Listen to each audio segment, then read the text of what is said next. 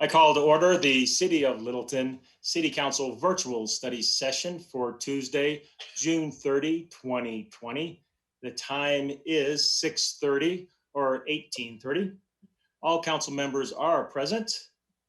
We are joined tonight by the City of Littleton Planning Commission, and all but one of the 9 planning commissioners are here with us tonight.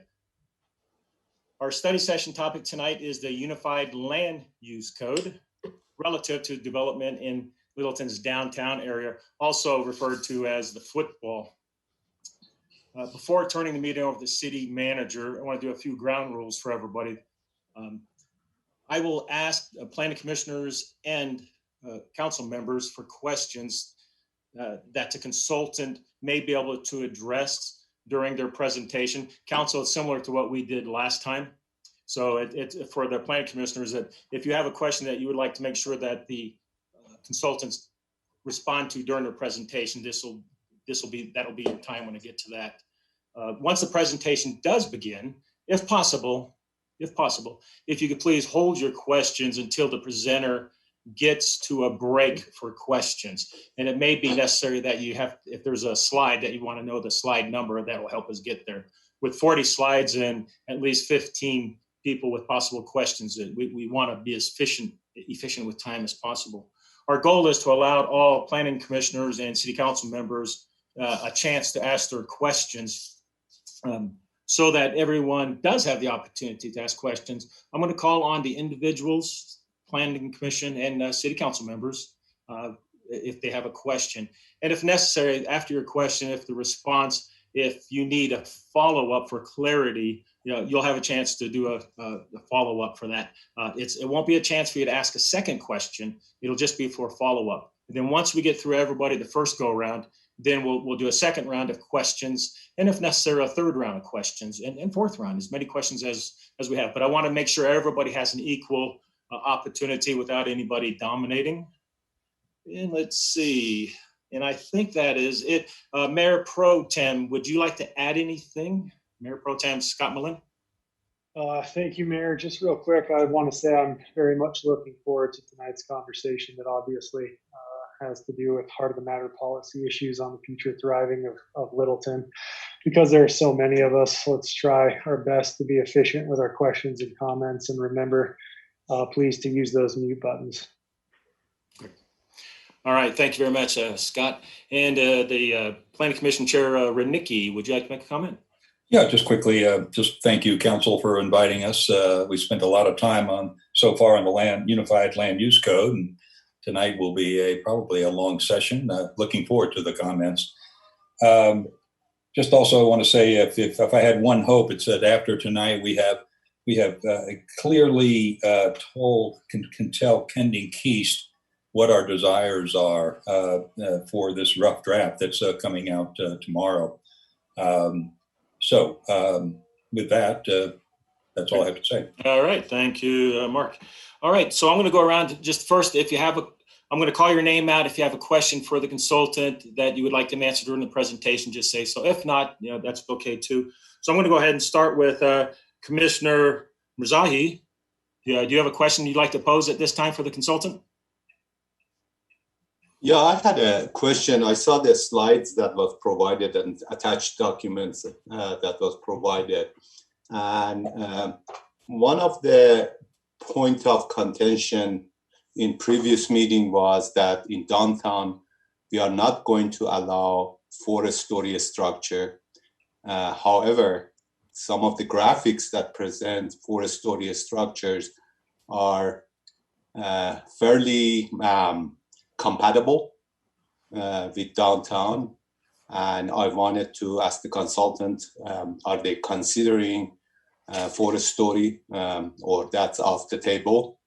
I had other questions, but I think they're going to cover it, or other people are going to cover it. So I don't want to dominate the conversation. Okay. Thank you, Commissioner. And let's go to Council Member Driscoll. No questions at this time. Great. Commissioner Stallman.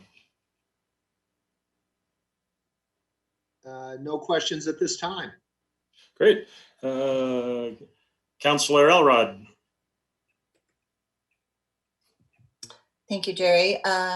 Just the same question that I had at our last meeting regarding the designation of mixed use in what is currently institutional. So that's the Geneva Village area next to City Center. Just if the consultants can comment on that question from last week. Thank you. Commissioner Coriano. Nothing at this point. Great. City Council Member Fay. Is Brett Keys part of our group tonight? Yes, I am. Oh, there you are. Okay. Hi, Jeff. Hi. Brett, this is a question that you have answered before, but I think all of us would do well to hear your answer again. How do developers feel about a city such as Littleton, giving them very specific guidelines of what the city would like to see built? Great. Thank you. And if we move to Commissioner Miller.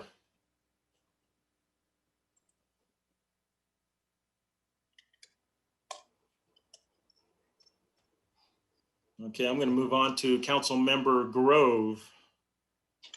When we get to this section on internal rate of return, I'd like to know if that's an average, where do they got those figures? Are they typical of Littleton, Little Colorado? Are they nationwide figures? Just that kind of what the threshold, where the threshold came from.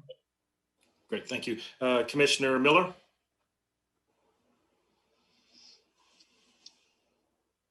He stepped away. Okay, we'll go to Commissioner Bolt. Pass. All righty. Council Member Milliman.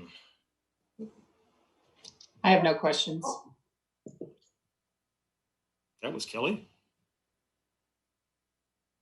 Okay, Councilmember Reynolds. I have a couple of questions, but the one I'll ask right now is, I know there was data based on 3-story buildings and 4-story buildings. I'm curious, Brad, if there was any data on 5-story buildings. And I'll save my other 2 questions for later. Thanks. Great, thank you. We'll go to Commissioner Reynolds. Thank you. Be curious to hear from EPS. Saw there's some forecasting for the next few years as part of the presentation. Be curious to hear what their opinion is about office space post-COVID. I've heard both that remote working is going to change it a lot, and I've also heard that needing to have social distancing within buildings is going to change it a lot. Thank you. Great. Thank you very much, Commissioner. We'll go Commissioner Allman. I have no questions. Nothing? Okay.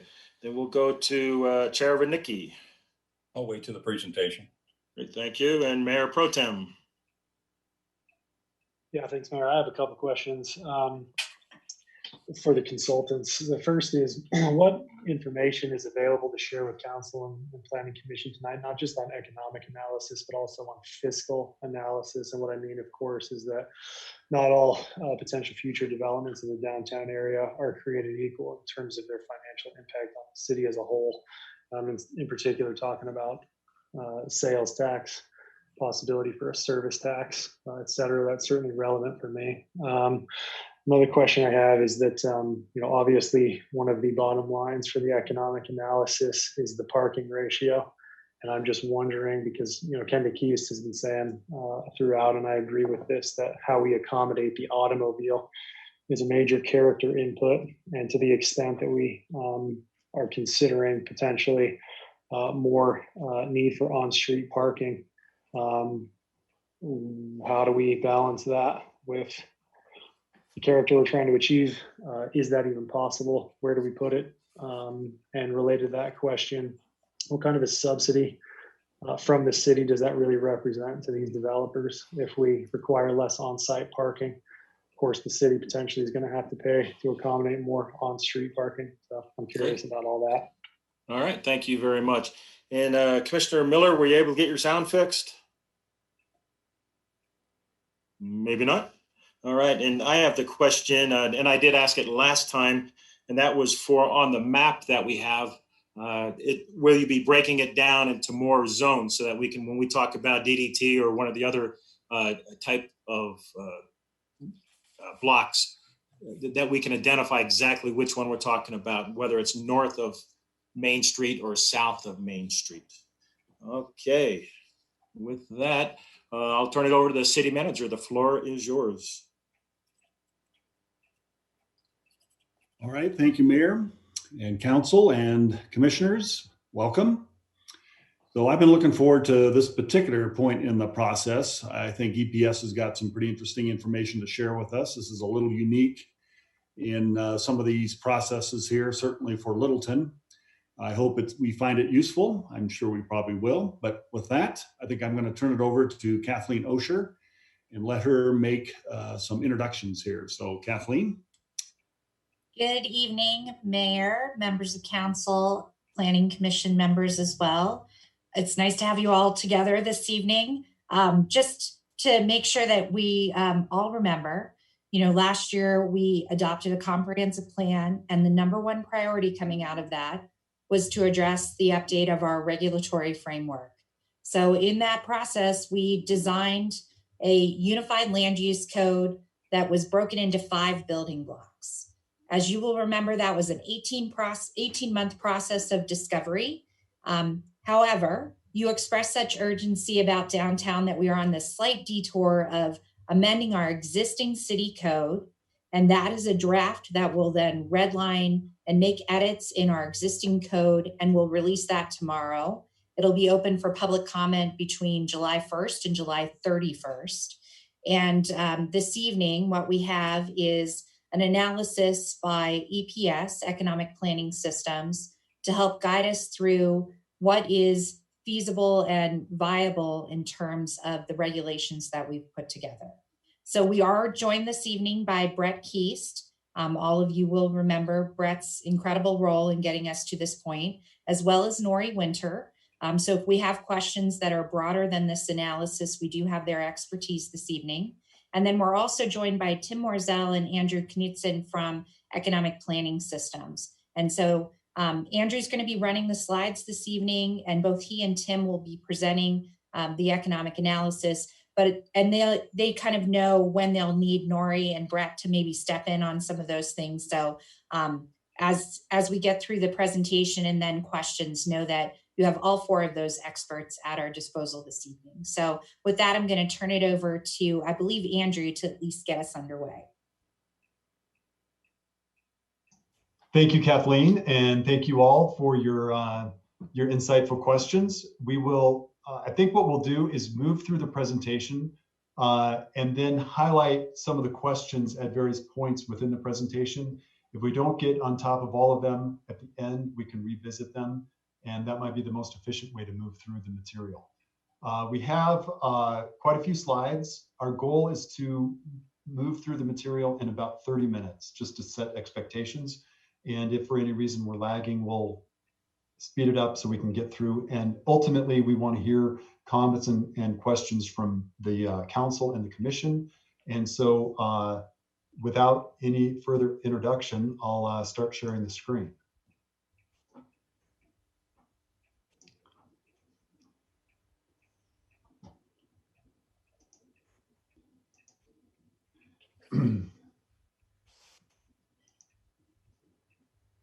So does that, okay, so can everyone see the introductory slide here? Yes. Yeah. Yes. Okay, good deal. And then moving into the overview, what the purpose of tonight's presentation is to introduce feasibility into the conversation. We've developed a pro forma to test real estate viability within this market context, and we'll be reporting out the findings of that. The goal is ultimately to take the input from tonight and refine and use it to refine the current standards that have been put together and are working assumptions for future land use regulations. The actions that we're specifically wanting to move into tonight is the first one is to hold in tension the simultaneous goals of a vibrant downtown that attracts capital easily. That's a big metric of success that any community would want to have.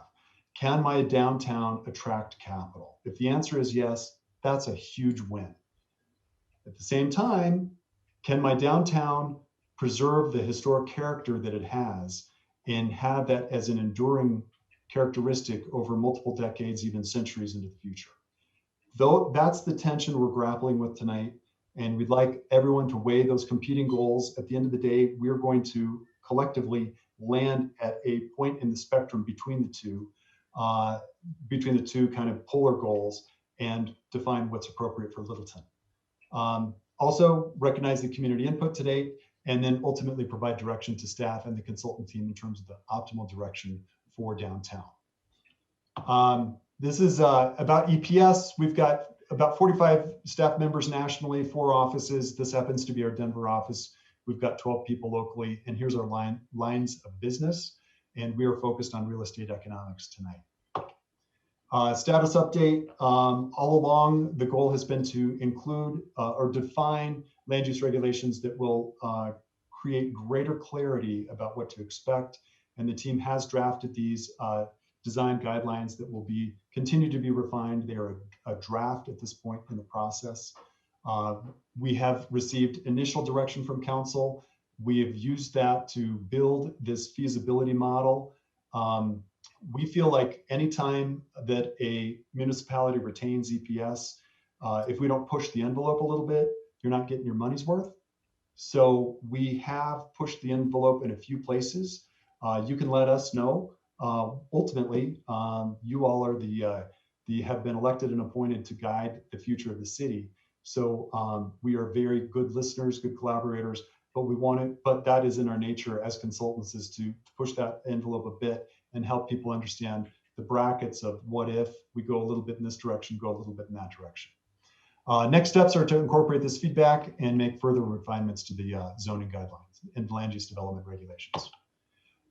Little background on market overview. Downtown Littleton is a fascinating market.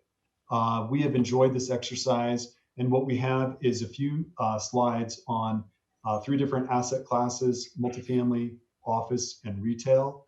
And we've got some stats on them. We like to ground everything we do within market realities, and the downtown Littleton market is an interesting niche market.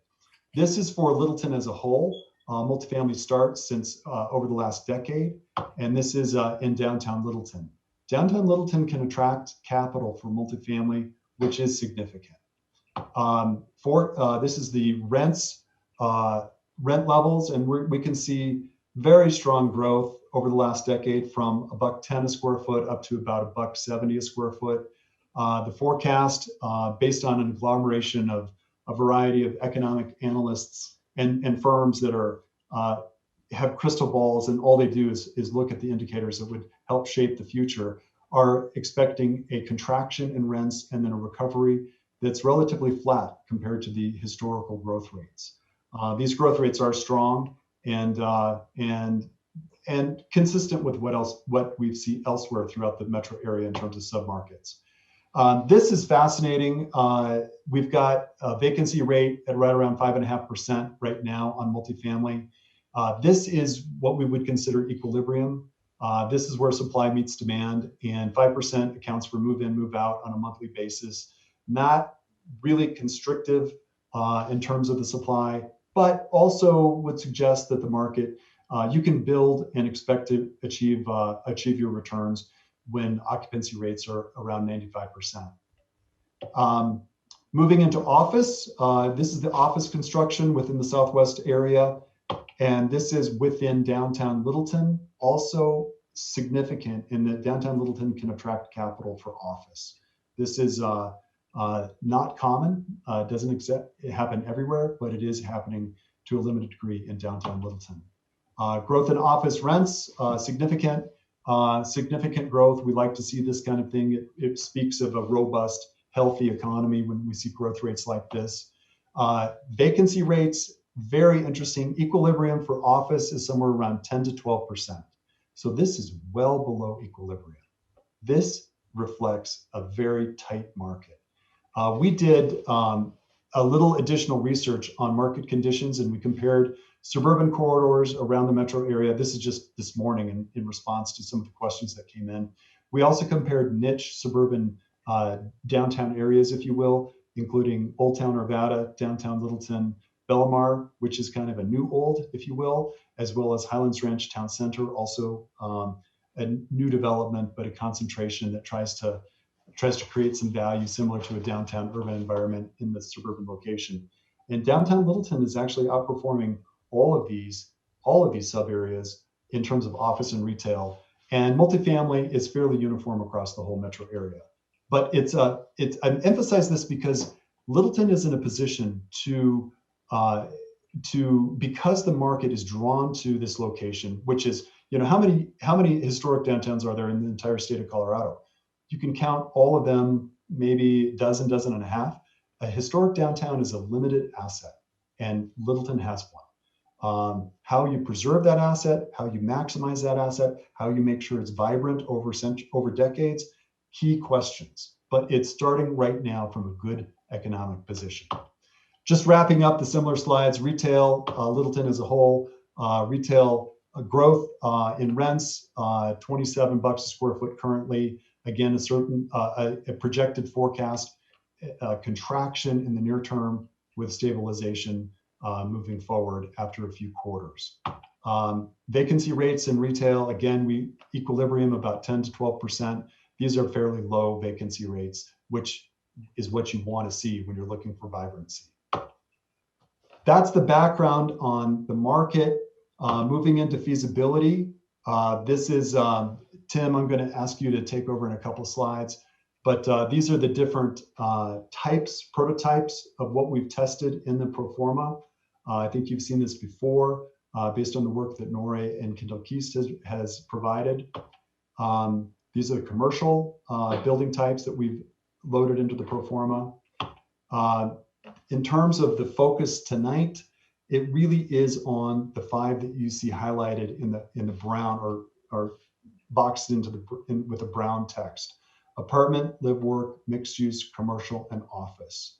The others are either lower intensity and should remain vibrant in terms of market demand.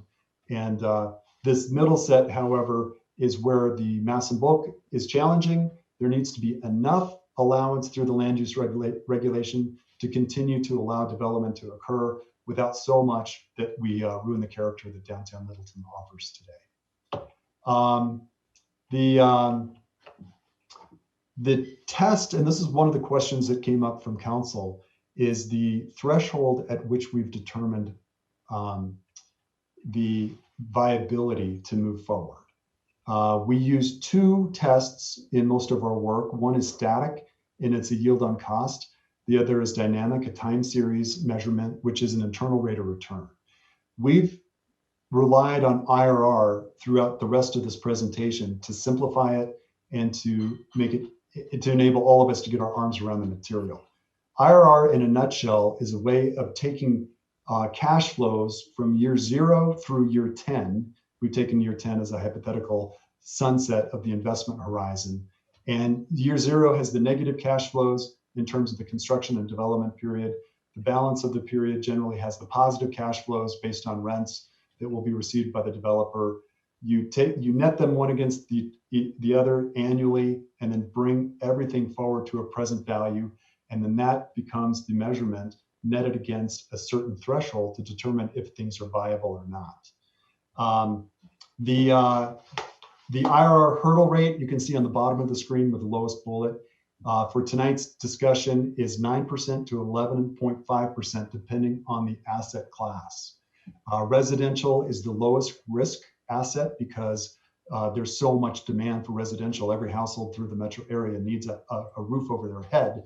And because the breadth of the demand is such that residential just, nationally in every market has a lower risk than retail or office, which is more selective, higher risk, fewer overall, more limited demand, and as a result, a greater pressure on a competitive position and an ability to introduce a product that can attract the tenants and achieve the returns.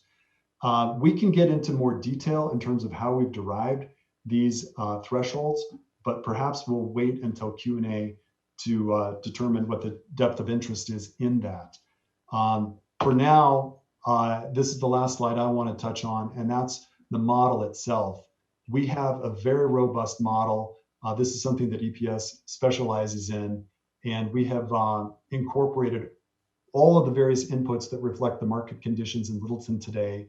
The discount rates, as was identified in one of the questions, are tailored to a suburban location in Denver Metro. They're not national, they're not Denver Metro wide. They are suburban in Denver, accounting for a unique niche area like a downtown setting, which gives it a little bit of a premium. We are not going to go cell by cell, although we have done that in a breakout session in the past with council members that wanted to really get into the depth of the model. We will save everyone the brain damage of that kind of an exercise tonight. But just to let you know that it is a robust analysis, and if people do have those questions, we can address them offline. Tim, do you want to talk about the various applications of the model to our specific development types? Yeah, sure. Thanks, Andrew. So as Andrew mentioned, we've focused on a select set of development types. So those include mixed use and office. And in our minds, those are the uses that have the highest likelihood of being impacted by changes to the downtown zoning. And within that, we've also accounted the 4 character areas that are being contemplated for the downtown area. So we have the neighborhood character area, the mixed character area, transition character area. Within each of those are obviously different guidelines that are going to vary by development type.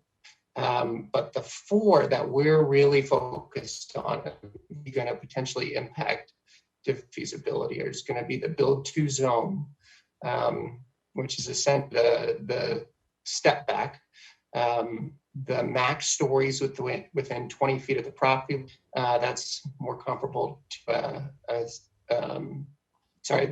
the step back. The first one's the setback.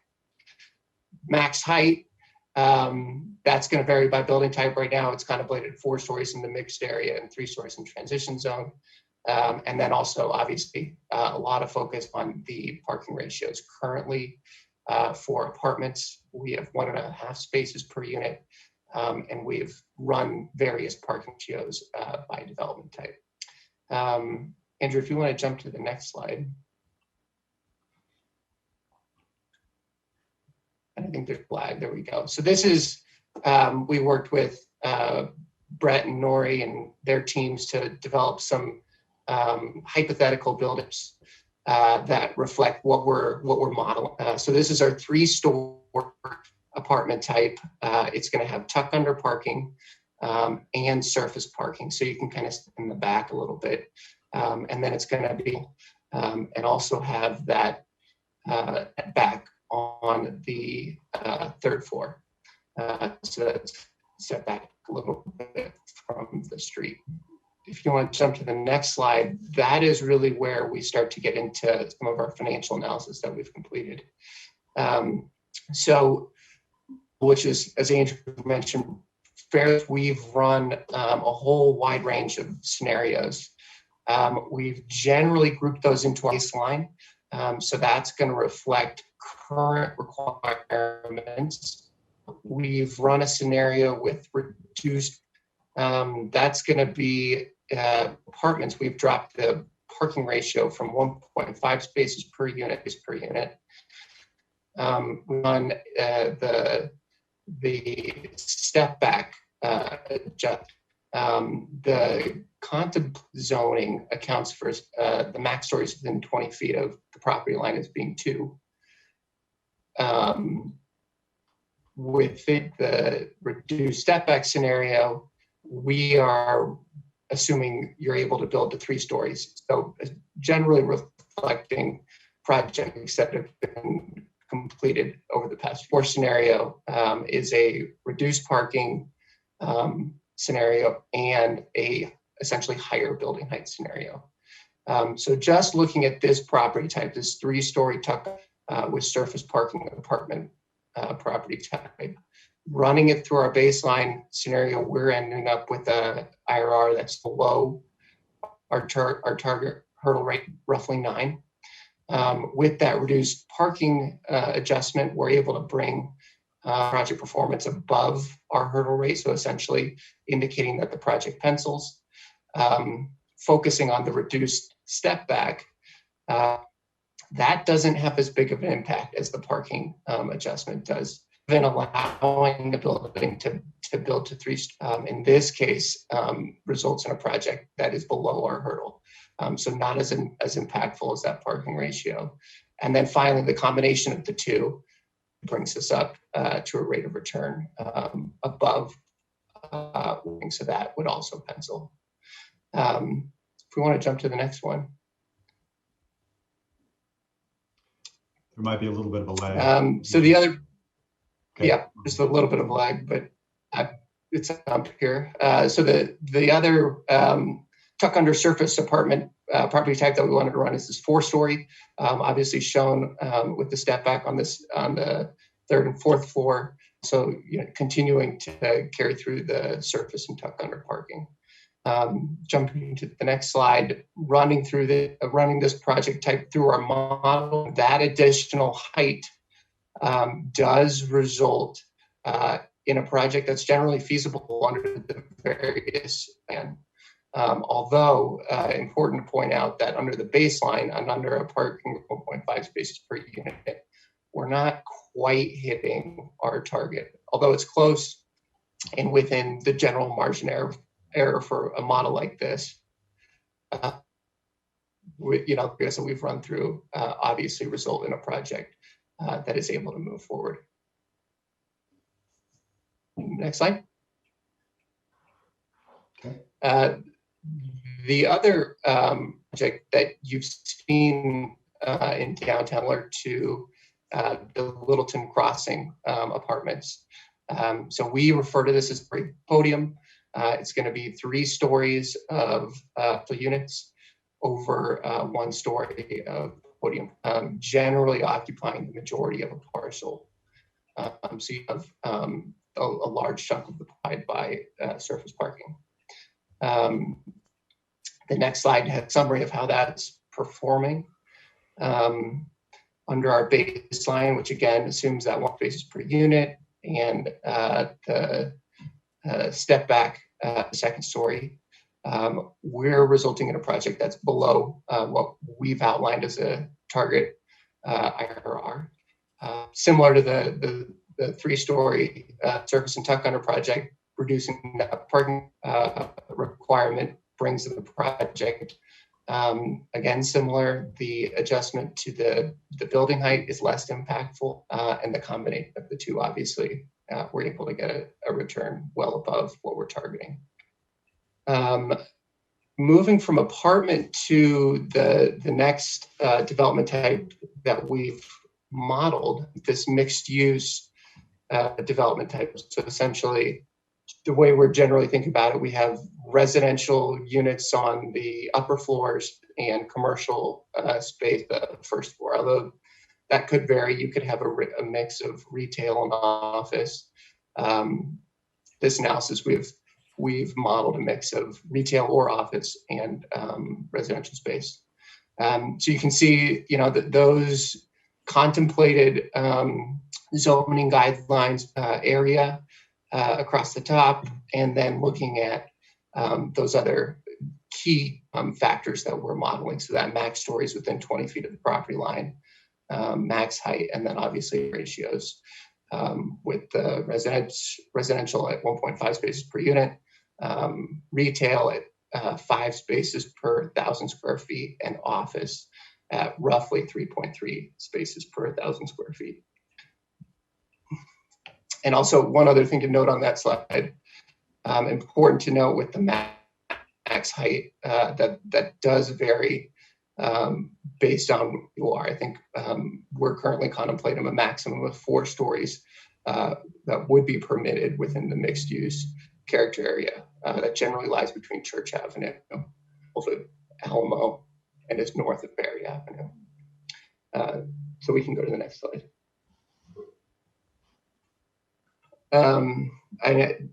So this is, again, just another graph that building type generally looks like with the surface and tuck under park behind.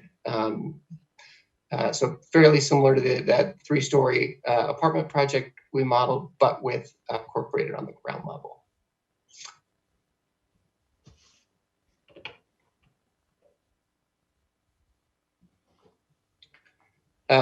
So here's lands on from a financial perspective, similar to that 3-story tuck under project. Falls below the hurdle under the baseline, and it also actually comes up hurdle under the reduced parking scenario for the retail and the apartments. And part of that is due to the additional revenue that retail on the ground level is able to generate. But that step back is impactful, and the combination pushes it into the green. Next slide. And so then the final use that we've focused on and modeled, and again, we have these various setback requirements that vary by district, the height limit modeling a 3-story building, and then also the parking ratios of 3.3 per 1,000 square feet. And the next slide should be what that generally looks like workspaces that are off Main Street and were completed later. So that's the whole of this building type. Next slide. And so here's where that lands on it from a financial perspective. Baseline, we have our tuck under surface parking, max stories within 20 property line are going to be 2, with a step back to the, or sorry, a step back to the 3rd story, and then parking that retail spaces per 1,000 and the office at 3,000. So under those assumptions, we're falling below our hurdle of 11.3. Adjusting parking scenario, the reduced parking scenario, we've adjusted the retail parking spaces per 1,000, the office parking to 2.5 spaces per 1,000, and left the step back assumption the same. Under that scenario, we're still falling below what we've outlined as the target hurdle rate, 1.3. We do move into the green or the black by reducing parking for the office to 2 spaces per 1,000 square feet, which I think more closely aligns with what that project was actually able to. I think they were able to build that at 1.7 spaces per 1,000, which is why they were able to move forward generally. But moving from that scenario where we've adjusted parking all the way down to 2, we reduced parking in step back scenario where we have increased that 3, but we've left that parking requirement at 2.5 per 1,000. And just making those changes, we're still in the red. So again, the focus with office is really that retail on the parking deal for retail and office. So allowing that max building height to move up to 3 and the max stories within 20 feet of the property line also at 3 just pushes us even more into the.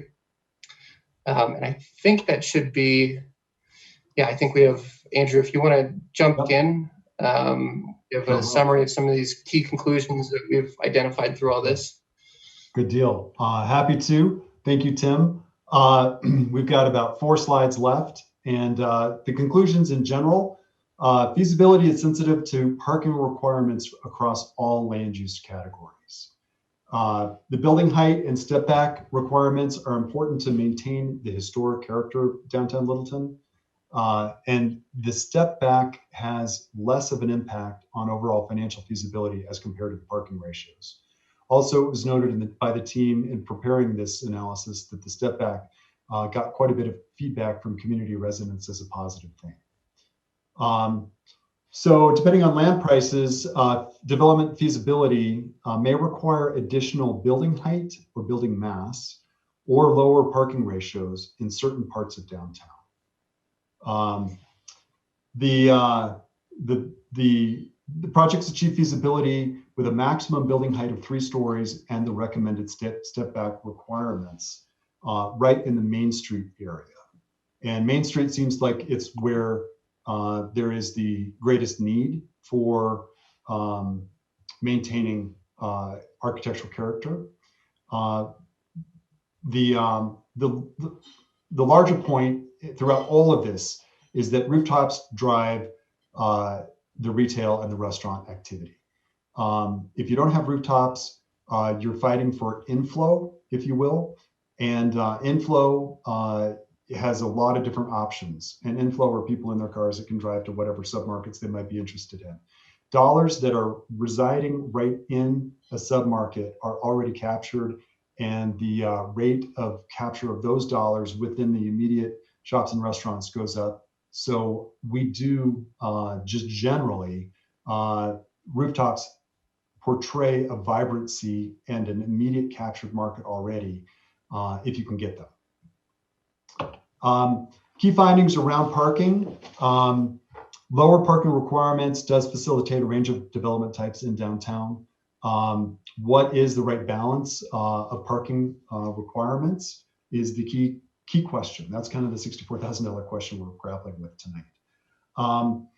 It is interesting. We did a fair amount of analysis. We do a fair amount of work for RTD and transit agencies across the country, and we're fascinated with TOD and what works and what doesn't work. In Denver today, developers are generally providing 1 space per unit on multifamily or less at TOD locations that have decent service.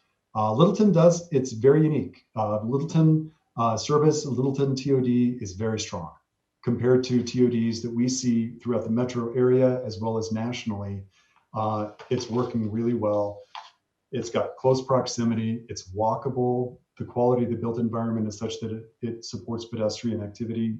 For a variety of reasons, the TOD is strong, and the market is already responding in Denver Metro at less than one per space. So 1 space per unit for multifamily. So that is certainly working in Littleton's favor if you want to go in that direction. One other thing that we should talk about, it's the bottom bullet, the DDA. If there is a desire to provide additional public parking, because as we know, we've never met a retailer or an office user for that example, or for that matter, that doesn't want more parking. I mean, you can never have enough parking if you happen to be talking to a retailer in town. And if there is a desire to provide public parking and specifically a structure, the DDA would be a particularly good mechanism to provide the public finance, the revenues based on the increment of additional development that would be redirected into the DDA to service the debt associated with a parking structure. Easier said than done, but nevertheless, it has been done elsewhere successfully, and it could be done in Littleton to provide that additional parking resource. Also, as the Mayor Pro Tem was talking about early on, I do want to bridge back to some of these comments where specifically relevant. The idea of sales tax plus service tax, that's an extremely interesting out-of-the-box idea, but it would require, I mean, here we need sticks and carrots, and if you need to incent someone to join a district where service taxes would be charged, the DDA could be a very effective carrot to bring them in for that kind of an agreement. That kind of agreement right now in Colorado is a private agreement that, for example, in New Mexico, it's the way the fiscal structure is based. Colorado, it isn't, but it doesn't prevent private agreements from being implemented along these lines. And you could probably achieve that goal if you had a strong enough carrot like a DDA to get people to come in. Also, parking carrot, what's the, if parking was moved onto the street, what kind of an incentive is that to the developer? In terms of multifamily, we're seeing the market right now be sufficient at 1 per unit. So that would be neutral. In terms of retail and office, we have seen a reduction given proximity to TOD. We don't have as concrete of an example, a concrete set of examples.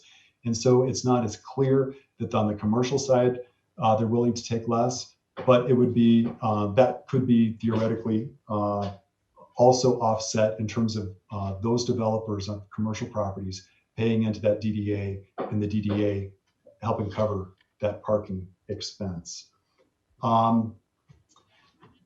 We can talk more about that in the next couple slides, but we did want to talk about that as a potential solution. Height and step back requirements.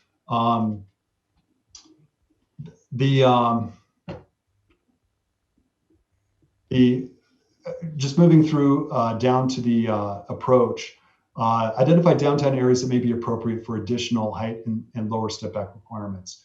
The team has talked about these and think that particularly that fourth story, and we know that a few of the council members and commissioners talked about fourth story, whether that's in or out.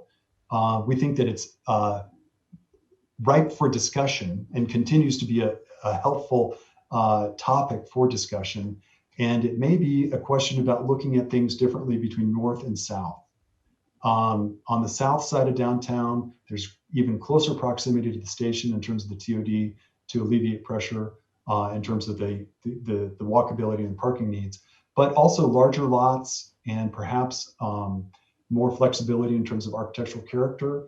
And perhaps that's a good way to go in terms of thinking about the north and the south, allowing and enabling different amounts of height with potentially up to 4 stories on the southern side. So that's something that we'd like to put out there for conversation. And then baseline scenarios do not pencil. This is ultimately the bottom line of the analysis, is that if you remember, the left column in each of the tables on the financial feasibility ended up in the red. The one exception was one that was just one 1/100th of a point below the threshold, and that did include a 4th story. So that, you know, at that point, it's generally workable. But throughout the rest of the exercise, there's either greater flexibility that developers are going to look for related to the costs associated with parking, or greater development potential that they're going to look for relative to height or step backs. So is there and are there ways to accommodate the need based on the financial analysis to make projects viable through either of these mechanisms? And is there an opportunity to think about it relative to the geography north-south? So that is, is it helpful for us to go through some of the questions that were asked at the start of the conversation and revisit them? Or is it more helpful for us to turn it over and listen to council and commission comments now? I'd like you, if you could, address the questions that were initially brought up. Sure. Happy to do that. So going in the order that they were listed, 2 people asked questions about 4 stories and 5 stories. And are they in the conversation? Are they out of the conversation? We, for the reasons that we just talked about, think that 4 stories, particularly in some locations, is very germane to the conversation. A 5th story is not something we modeled. There may be 1, maybe 2 sites that would lend itself to a 5th story, thinking specifically of the RTD park and ride site that's kind of the largest and the most isolated. There is something that Littleton could open itself up for in terms of options with a 5th story, and that's called a wrap product. And that is fairly efficient to build, but requires scale and size of site. There really aren't very many sites in downtown Littleton that lends itself to a wrap, but the park and ride is probably one of the few. And there may be a desire that the city could achieve density and that expenditure potential with something like that on that site. Developers' perceptions about detailed guidelines. You know, Brett, it may be helpful for you to weigh in on this. One thing I would say is that developers will enter markets where they see a return. And the greater the complexity of moving through the entitlement process, which is highly risky in terms of a developer perspective, if there's sufficient return at the end of that tunnel, they will pursue it and they will go through the hoops and do what's needed to get a product that conforms with a complex set of land use regulations if the returns are strong enough. I think downtown Littleton is kind of on the cusp. It is strong, it's good, it stands out well compared to some of your comparables around the metro area, it's in the southwest quadrant of Denver Metro has got a lot of expenditure potential. There's a lot of households with decent incomes, and that income is finding its way into downtown Littleton. There's a lot of green lights, which would suggest that the downtown market is strong.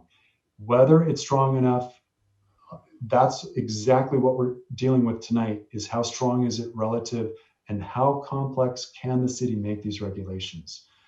Brett, do you want to weigh in more on that, since this council member or commissioner specifically wanted your input? Yeah, I do. And I think this has been a theme of ours dating back to the comprehensive plan, that the development regulations need to be understandable and straightforward, and they really need to spell things out in black and white rather than leaving so much unknown or void in the regulations and leaving a lot to discretion. Because when they read a regulation that has so much gray area and so much discretion, they have very little certainty. And so that if there's any question about whether a project is going to pencil or not, that may push them over the edge. So our whole focus of drafting these regulations is to try to take out as much of the unnecessary hurdles as possible. And that's both in terms of the regulations themselves, but also procedurally, and specifically procedurally. Across the board, consensus in all parts of the country for all developers has been to set the bar where you're going to set the bar in terms of the regulation. We will meet them, but move us through the process and treat us all fairly. So they don't want to enter into a process where there are a lot of unknowns and there's very little predictability about what that process might involve. So I think by being explicit in terms of the requirements, if you're going to increase the level of requirements anywhere in town, it would be downtown for the reasons that Andrew has mentioned. It is a unique place, not only in the metro area, but across Colorado, and it holds value, market value. But it is absolutely essential that the code be written that's more spelled out, articulate, and also provide certainty. Great. Thank you, Brett. Thank you. I appreciate that additional insight. Moving through some of the other questions, the IRR and that threshold, where was that derived? Just a little bit more on that. There are records of commercial real estate transactions, in addition to sales price, price per square foot, various factors like that. They also recorded the cap rate that the investor used to determine the value of the building and how they would value the future revenues coming out of that property. The cap rate is collected, and ultimately there's a common market consensus around what the cap rate should be by asset class, by age of building, by suburban versus urban for different parts of the country. And the lower the cap rate, the more conservative the investment. So historically, Midtown Manhattan might be the most conservative and most stable office market you could find almost internationally. So that's going to reflect the lowest cap rates. So we take all this information and calibrate it for Denver Metro, and then segment that out for a suburban Denver Metro market, and then take that and use those benchmarks for multifamily, and then benchmark that off of that for retail and office. So it is fairly calibrated, fairly refined in terms of the calibration for the Littleton market. Forecasting opinion on office post-COVID. There are as many opinions on that as there are individuals in a room. The general consensus for our work, and we are doing a fair amount of work on this issue itself, is that there is going to be a certain percentage of any office user of its employee group that will continue to telecommute and will not come in. And as a result, a certain percentage of that demand is going to go away. At the same time, there is a desire for more space, more separation, greater floor area per employee, and that is expected to be offsetting. So at this point in the overall process, we think that it's something that is with us to stay, and that tenants are going to accommodate it into their plans. And the two offsetting factors should equal out to be comparable to what we are today in terms of overall demand for office space. To be continued as we learn more. So there are a few things that we stand behind and are rock solid. That one is that one's a conjecture that is not much, a lot of crystal balling on that one. The fiscal analysis, clearly sales tax drives everything. The service tax is an interesting variation on that could also drive revenues to the city. And then the DDA, I think we talked about that in terms of a way to wrap sales tax, service tax, parking solutions, and a greater supply for parking. And the final thing that I took my notes on was are additional zones needed, and with an emphasis on the north and the south, differentiating the north and the south. And we think that's a particularly good point of departure for additional refinements based on the economic feasibility analysis. And the south probably warrants greater flexibility than the north. So Mayor and Chairman, we've got, that would conclude our analysis. We are anticipating a robust conversation and happy to participate as additional questions come up. Great. Thank you very much, Andrew. Great analysis. Really appreciate it. And thank you, Tim. All right. Well, let's go ahead and open up the questions. We'll start with Commissioner Coronado. Sure, just looking for my unmute button there. Thank you, Andrew. It's good to see you, and thank you for that analysis. It is, I'm happy to hear it. It's exciting to see that we have a strong downtown economy, and hopefully that leads us into the future. There was one stat that you indicated, the vacancy rate on retail, which seemed counterintuitive to me. It seems like we've had quite a bit of turnover, especially on Main Street retail over the years. So I was just kind of surprised. It's not really a question, more of just an observation. It seems like we're always wanting for retailers on Main Street. So I was surprised to see that we're below equilibrium on that. I have a few questions. Did you had those models that showed them penciling with one parking space per unit, or the 2 per 1,000 square feet? Did you model any along Main Street, or did you think about that with 0 parking? We, Tim, help me out in terms of the iterations. We have about 150 iterations, of which you've seen about 8. So we're, chances are we did, because we ran the model in all these different directions initially. That would be. I don't know that we specifically modeled a project with no parking. I mean, I think that would just continue to push it into the green if you have a developer that's not having to pay for any parking. But we certainly can model that. We have not modeled that specific scenario yet. Okay. But yeah, Craig, if you can hold off on a second question, I want to try to get some other folks in. Is that okay? Oh, sure, absolutely. Yep. Great, thank you. If we could go to, let's go to Councilman Grove, and then we'll go to Commissioner Miller after her. I'm gonna pass on the first go around, Jerry. All right, she'll pass. Let's go to Commissioner Miller. Can you hear me? I do. Yes. Yay. Yeah, I wanted to second Craig's comment. EPS crew, I geek out on this stuff, so this is cool stuff. Thank you. I would like to see, and I appreciate the market overview slides. I would like to see where Littleton rates to our neighbors, with the multifamily. You just had a bunch of stats, the rent per square foot, the vacancy rate. I'd just be curious to know where we land compared to our neighbors, or who our, I guess, competing communities are. I guess if that's the only question I can ask right now, I will stop there. Great, thank you, Dan. what I might suggest is that we can, Kathleen, if this works for you, we can send a follow-up.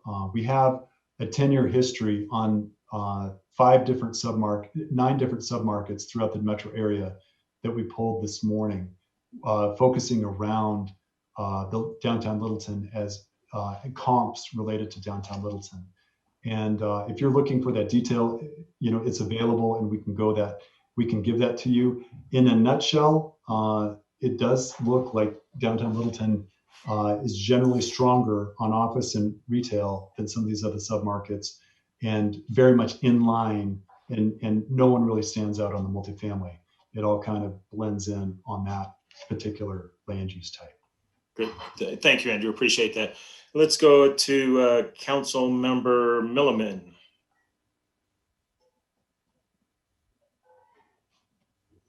Take a minute to unmute myself. Thank you so much for this this report. I have learned a lot about redeveloping or developing or looking at the future of downtown Littleton. It's super exciting. And I'm a nurse. I know nothing about any of this stuff, but I did have a couple of questions for you. With regards to relief parking in Littleton, how and why would that work?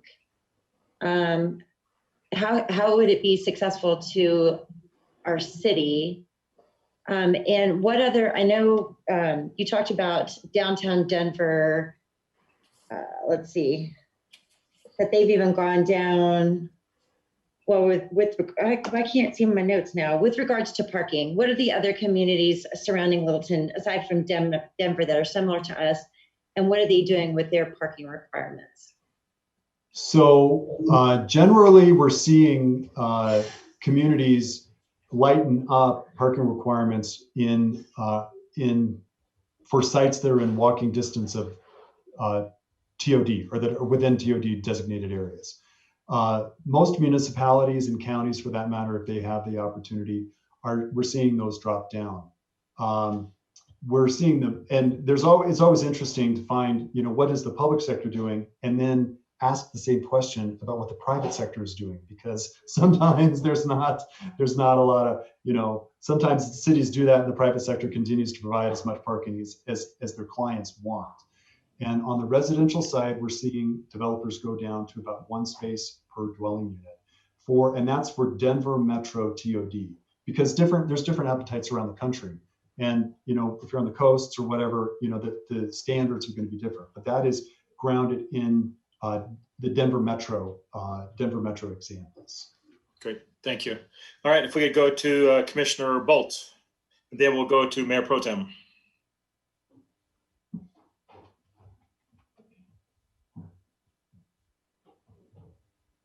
David, did you have a question? All right, yeah, I think you're on mute, David, if you're trying to talk. Sorry about that. There we go. I just had a couple, I guess, just overview questions of some of the slides. And I can't remember which slide it was, but you showed office vacancy, multifamily vacancy, retail vacancy. And for retail and multifamily, you showed a forecast of what the future looks like. For office, I didn't see that. What's your consensus forecast on office vacancy for the next 5 years? So I assume it goes up. Yeah.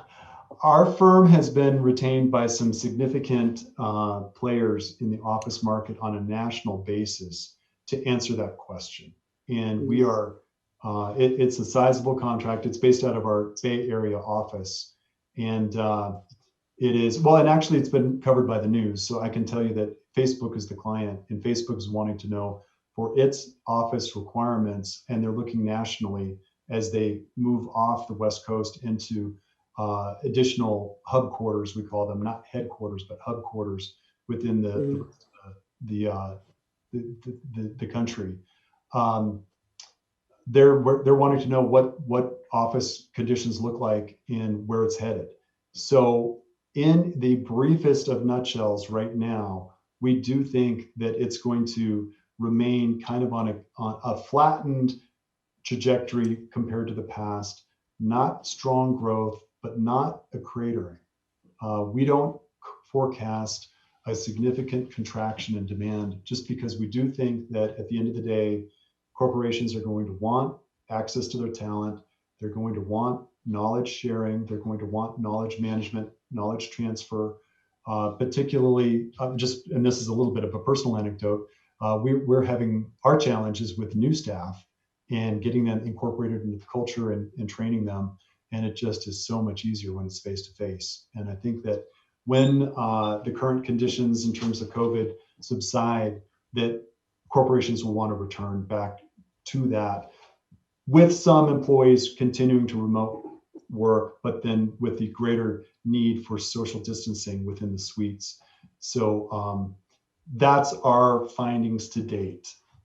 And I wish we had more specificity because that question comes up all the time. Right. And Thank you, I might, Good. please. All right. If we're going to move on to, we're going to go to the Mayor Pro Tem, and then we will have Commissioner Reynolds next. Yeah, thanks, Jerry. I guess I'm going to make a comment in prefatory to a question about parking, and the question will be for Brett. So the comment I want to make is that I think it's important for us as council and as the Planning Commission to, if not push back on, then at least think fairly critically about this premise that attracting capital is almost an end in itself, right? Capital is not an end in itself. It's a means to ends. And, we've seen all kinds of examples throughout the city of attracting capital that was disruptive to character, disruptive to community cohesion, right? We need to be asking the meta question of what types of capital do we want to attract and do we want to incentivize through our land use code, right? We, as council, had an opportunity a few months ago to consider a proposed housing development over off Powers and Littleton Boulevard, right? We had attracted that developer capital. And most of the council said we don't want it because it doesn't serve the community's ends, right? It doesn't give us accessible housing. It doesn't give us workforce housing. It doesn't give us starter homes for young families. It doesn't give us downsized housing for seniors. It doesn't give us sales tax. It doesn't give us job creation, et cetera, right? That's what we need to be asking, is what types of capital are attracted. And similarly, in the downtown, we've attracted all kinds of developer capital that resulted in slot homes that almost unanimously are disliked and seen as disruptive to character. I think that, well, I've made the point, right? It's important that we consider what types of capital we're attracting and for what reasons. The question I have is about parking. It's just the question I asked earlier. Where does it go, right? If we reduce the parking ratio so that these develop. Oh, and I guess the other point I would make is that downtown attracts all kinds of capital already.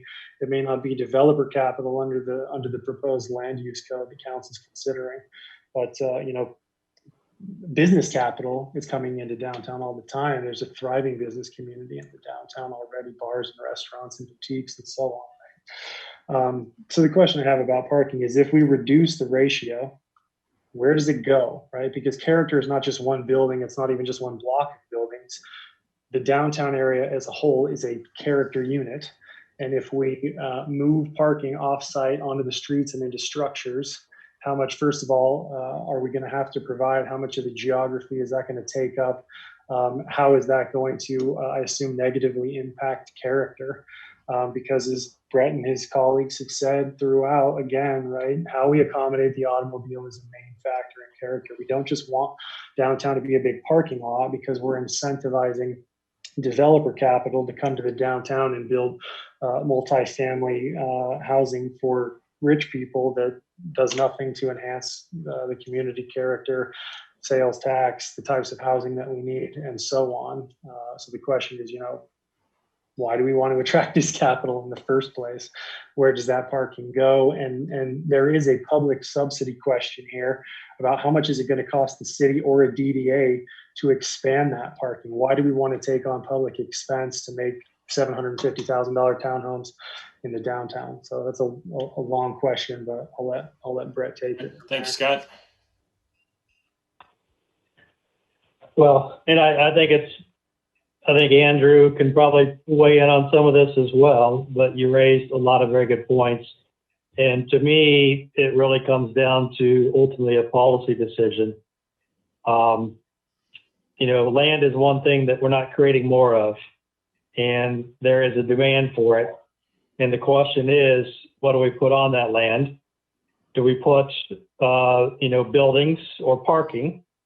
And we have to have the proper proportions of those in order to maintain character.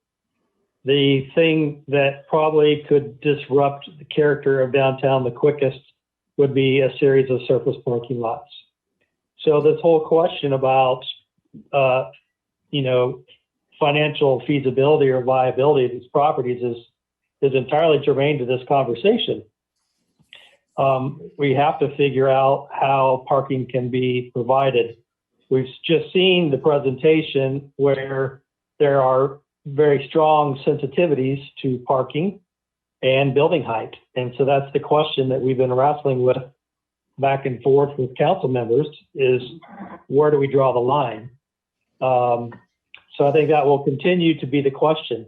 It begs the question of, if you provide parking on site, if it is below the building or partially below the building, it can push building heights up. There's probably a certain tolerance there for how tall and in what parts of downtown that may be accepted or unacceptable. It brings it to a head of, we need to make some decisions here for the development regulations as to what this community, and particularly the council and commission, are willing to tolerate in order for downtown to continue to be successful. It really does us a little good to draft regulations that a developer is going to find infeasible. So we have to figure out how we can continue this place to be dynamic with appropriate mixture of uses and figuring out this parking issue. To me, it seems like there's demand for structured parking. How that's provided, whether it's public, private, what have you, I think is probably the biggest question before the community for this downtown area. Our initial draft basically had higher parking ratios than what EPS is showing is feasible. So if you reduce the parking ratios to make projects feasible, the demand and the number of cars isn't reduced. The question is, how do we accommodate that without sacrificing or compromising the character? I think the only way you can do it is through parking structures, and if they can be wrapped with commercial buildings, that would be the best for the character of downtown Littleton. Great. Thank you, Brett. All right, we're going to move on to Commissioner Reynolds, and then I'll be after him. Unmute myself. Thank you. So earlier, I thought the presentation made a really nice point about that if you don't have rooftops, you're fighting for inflow. So more rooftops equals more vibrancy for the downtowns and hopefully more success for the downtown businesses. Touching a little bit on the parking, one of the goals of our comprehensive plan is to fight for an inclusive community, a community that serves all the people of Littleton and can serve different levels of affordability. And parking ratios have a huge impact on affordability. One study I've looked at says that going from 0 parking spaces per unit to 1 parking space per unit, that's a 12.5% increase in construction costs. So the more parking that we require, the more we're killing affordability.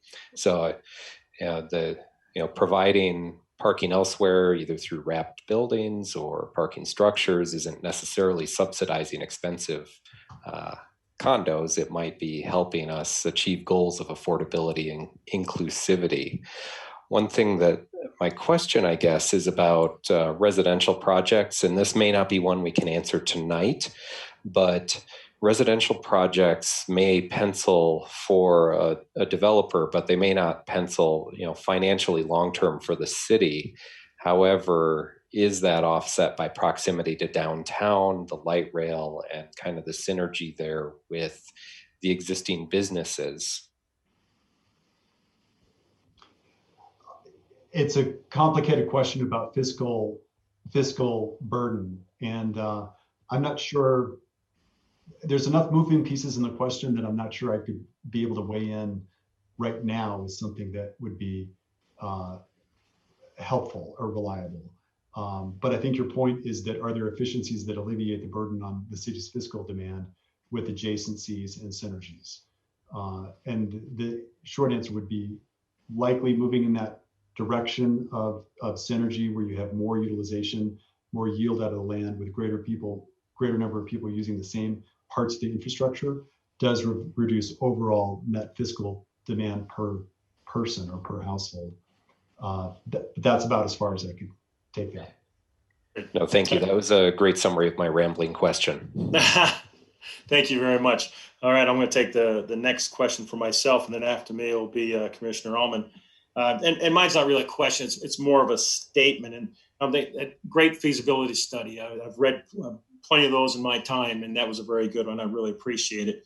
And it obviously is based on recent past history. And I'm thinking going forward, we're into a new time. So who knows what those numbers mean today? They could be very, very different going forward.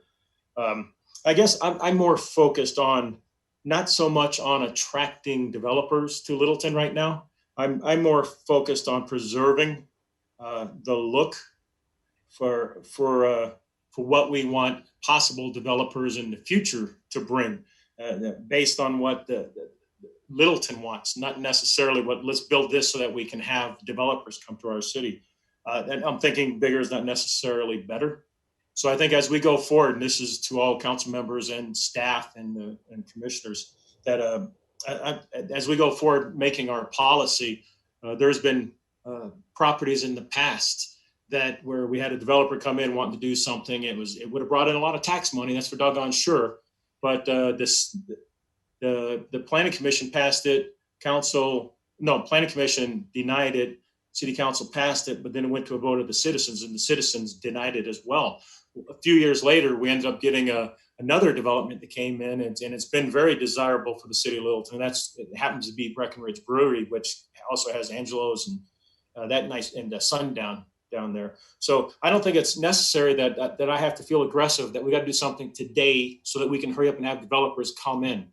I'm okay with getting what Littleton wants, not necessarily curtailing it so that we can attract developers. So that's just a statement, unless you really feel like answering or responding to that. But if not, let's Commissioner Allman, and then we'll go to Councilman Driscoll after that. Okay. My question again has to do with parking, and you mentioned that the feasibility, are you seeing more one space per unit for apartments or multifamily, whereas some of the scenarios for commercial were down to one parking space per 1,000 square feet. Do you see that that ratio used in other comparable cities? And do you see that as a deterrent for people to use downtown? I know we want to reduce vehicle traffic eventually, and hopefully more quickly than not, but I can see that being also a barrier, not just for companies or property owners, but also for visitors downtown. So I'm wondering what your observations have been around those reduced parking ratios for the commercial and or retail space. Great. Brett, I'm going to ask you if you can weigh in, but just to summarize your question, is a lack of parking a market deterrent for any user, whether it be a retail customer or even an office user or the full spectrum of potential users of downtown Littleton?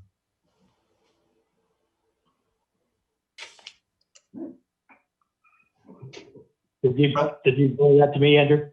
Yeah, exactly. What are you seeing nationally? I think that you have particular insight given a national scope in terms of what communities how communities set parking regulations, and if any communities have set them too low to actually generate market resistance. Well, there are a very large number of communities that have made for zero parking in the downtown area. So that is fairly common. The ratios that are being talked about here of one space per dwelling unit is very common. I've seen them even go to as far as 0.75 spaces per dwelling unit on the multifamily side. The ratios on commercial and office are not out of the ordinary in a place like this as well. I think what we have to recognize is the downtown is a destination, and people want to visit there. So I think that gives us a little more leeway in terms of that people will be willing to, park and walk to this destination. The other thing that I think is strong that we may be not considering strong enough is, as Andrew talked about, TOD. I think that is a positive for downtown Littleton that is walkable, and I think that would give an option for more people to utilize that facility to visit downtown and not necessarily drive. You've got surrounding neighborhoods that are relatively close and walkable and bikeable. So I think that's to your advantage as well. So I don't know that, I think honestly, parking would be more of a deterrent to downtown if we had unsightly surface parking lots scattered all throughout downtown that starts to tear away at the fabric of the historic downtown. So I think we're at a better position with the market strength and with the character, the historic character of downtown, that I don't see lack of parking, at least at your scale, being a significant deterrent to visitors. Thank you, Brett. Appreciate it. We'll go to Councilmember Driscoll, then we'll go to Chair Radnicki. Thank you, Brett, for that last comment. And thank you, Andrew and Tim, for the presentation. Great job, guys.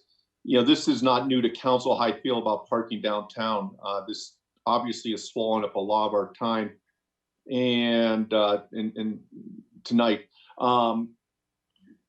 my point to Brett and Andrew and Tim is I believe we have plenty of parking downtown. What we have a problem with is people not wanting to pay for parking or people not wanting to walk a few blocks. Between ACC and the city building, the Rinke brothers, and some other lots around town, we have substantial parking. So back to what Scott was saying, I too don't want downtown to become a parking lot. And I think we've got to put it in perspective and really take a look at, does Littleton have enough parking? I believe we have 82 spaces along Main Street. It's the people that need that parking are the ones that are so used to pulling right up in front of their store and walking in into that retail store. I get that. It's very nice when you find those spots. I personally have never had a problem parking downtown. Again, I think it's a weekend problem. I think Uber is going to be helping us out in Lyft for parking. And then if you take a look at Golden, since we've been talking about similar communities, they built was that a 4 or 5 story parking structure? And they said that thing is maybe a quarter full at any given time. So again, I would ask that we take a look at really, what are we talking about here? Do we need an additional 30 spaces or do we need an additional 300 spaces? And obviously, I think for future development, there's going to be a ratio in there that makes sense for the developer and for the city to enforce. So mine was just a comment. Thank you. All right. Thank you very much.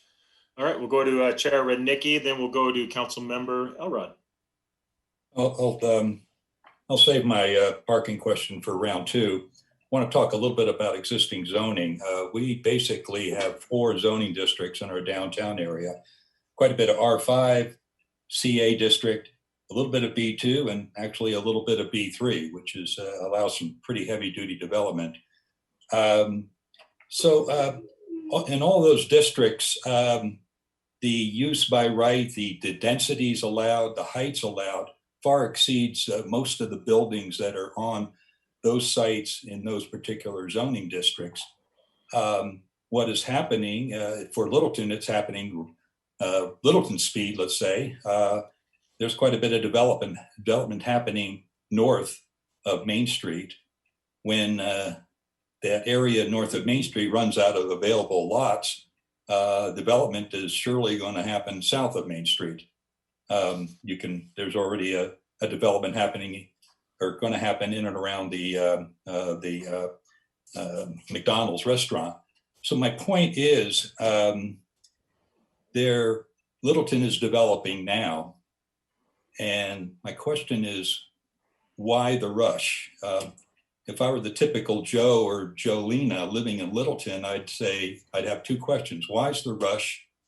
And who's pushing the rush? It's happening now. Do we let it continue, tweak it where we need to, perhaps increase density in certain areas like it's been suggested? But why the rush? And Chairman, I'm not sure if that is a somewhat of a rhetorical question, or is that? Well, toss up if you want to respond. I'm not sure. I'm afraid I've talked too much already tonight. I'm not sure. I mean, residential is happening obviously quite a bit north of Main Street. The retail is concentrated where it should be on Main Street. Retail peters out and is not really successful off of Main Street, except for maybe a stretch of Prince Street. So I guess, well, maybe it is just a statement. What's the rush and who's doing the pushing? Yeah, not unlike my question, Mark. Yep. All right, if we go to Council Member Elrod, then we'll go to Commissioner Mazzardi. So in the same vein, so thank you for the lead-in, Mark, on that.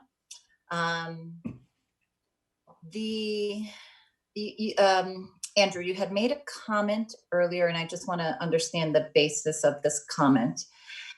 You said Littleton is outperforming other areas. What is the measure of outperforming? Outperforming on what basis? Like, how do you define outperforming? Helpful to always get into the specifics. In this case, rental rates and vacancy rates. Okay. And so then my follow-up question is, so we are outperforming. We have a lot of development going on, as Mark just spoke. And I had asked for some analysis of the most recent development, and you provided that to us. So the question is, are we outperforming the market now because our current state in downtown, as far as zoning and land use, is more lenient than what we are potentially proposing? So would what we are potentially proposing in this base case maybe slow a little bit of that down? Right, thank you.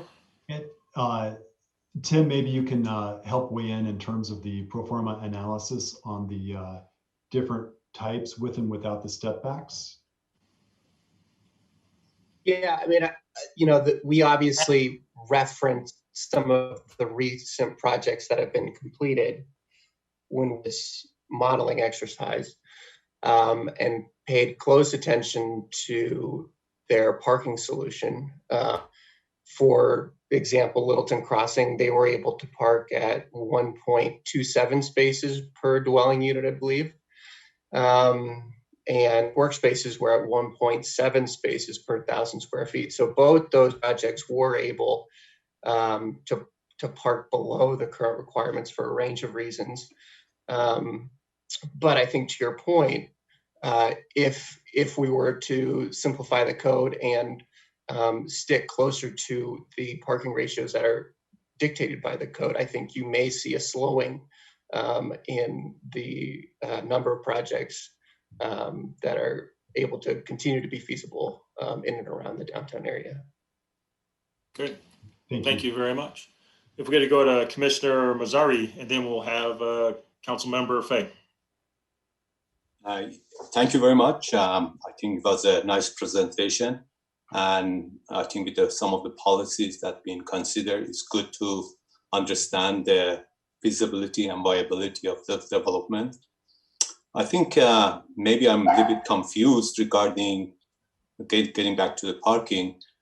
There's two issues here. One is existing parking perceived problems, which to me is a past issue. The existing businesses, offices, apartments basically are done with. The ratios, parking, number of parkings and so forth is fixed. I think we are concentrating on future development, and those ratios that are presented to me cannot be changed that easily, because I think that going to cause additional parking issues.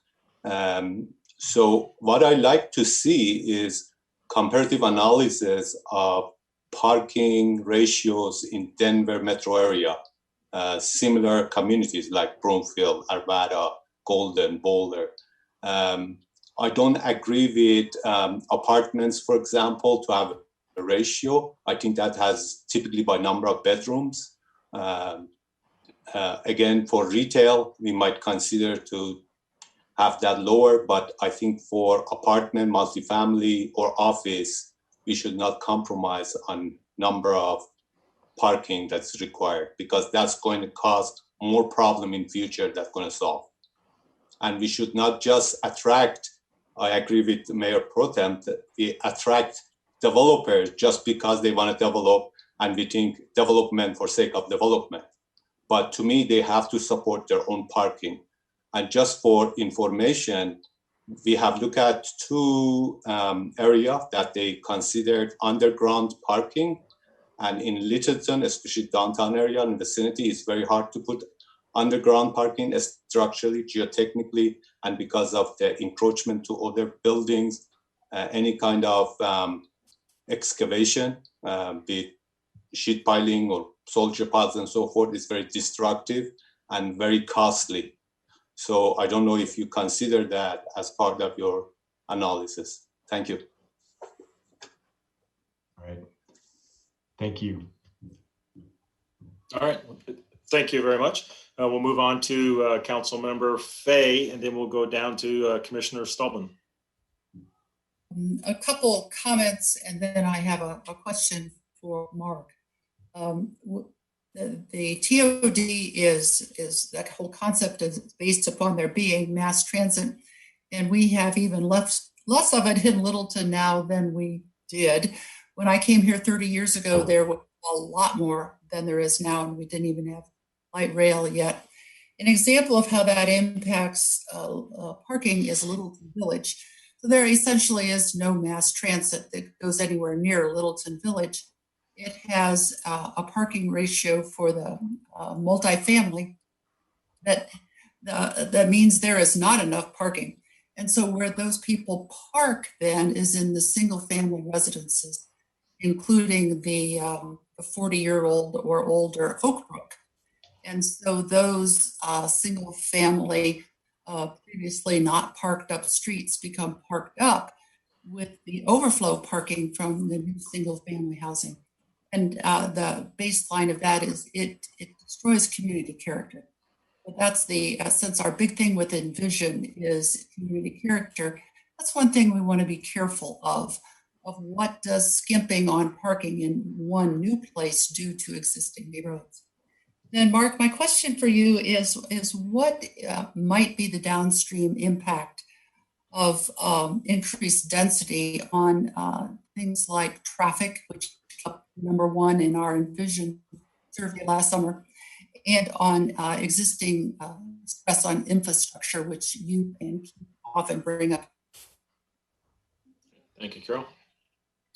That's for the city manager, I believe. Well, let's see. I think let's see. Couple of things that we've tried to do here through the comprehensive plan process was to actually put together a transportation master plan to link the two. And in the comp plan, we did put together kind of a future land use map. So much of what we're discussing here in the downtown area, in theory, is now accommodated within the comprehensive plan. Again, now the transportation master plan would be linked to that. We haven't really taken the transportation master plan far enough, in my opinion, to really kind of answer that particular question. I think that is, in my opinion, probably a future phase here for the next round of the comp plan. I would say, though, that in this conversation, when we talk about parking in a downtown, I think what, in my opinion, is that, we have an old code that has facilitated, things like slot homes and a certain parking standard. Now we are looking at imposing a much stricter kind of set of guidelines to preserve the character. And so how that existing standard for parking, how does that influence that? I think that's what Andrew and Brett and others are trying to communicate here. In a downtown, it's very complex with parking. And there is no single answer, in my opinion, that we can just put into the code as a percentage. I believe that over time, we will wrestle with this for a long time because of the mixed uses that we have throughout this area in downtown. And that's why, in my opinion, things like a DDA and a bid are probably going to be very important for us to understand. And this is back to maybe Pat Driscoll's comment. We need to assess, we need to measure, we need to actually understand what is the true demand. So having an actual standard for parking is one thing. Trying to understand the actual and true demand of parking is another. And I think that's going to be our challenge in the years to come, is to measure that. Then we'll refine our standards when it comes to development. And then I believe that will also facilitate the larger conversation that's necessary in downtown, in my opinion, and that is a DDA and a bid. All right, thank you, Mark. Appreciate it. If we could go to Commissioner Stallman. Thank you, Mayor. Just couple things. I think Mayor, you and Chair Rudnicki both made some insightful comments about what Littleton wants, and I agree with those comments. I think that the development needs to be in. I don't know. Don't want to necessarily use the word invited in, but on the other hand, I think there's a healthy discussion between just what makes the most sense, which we're undertaking at this point with the land use code modification. So I think it's an excellent process. I had, Andrew, one observation with respect to your modeling, and then I did have a question, which I'll let me do it this way.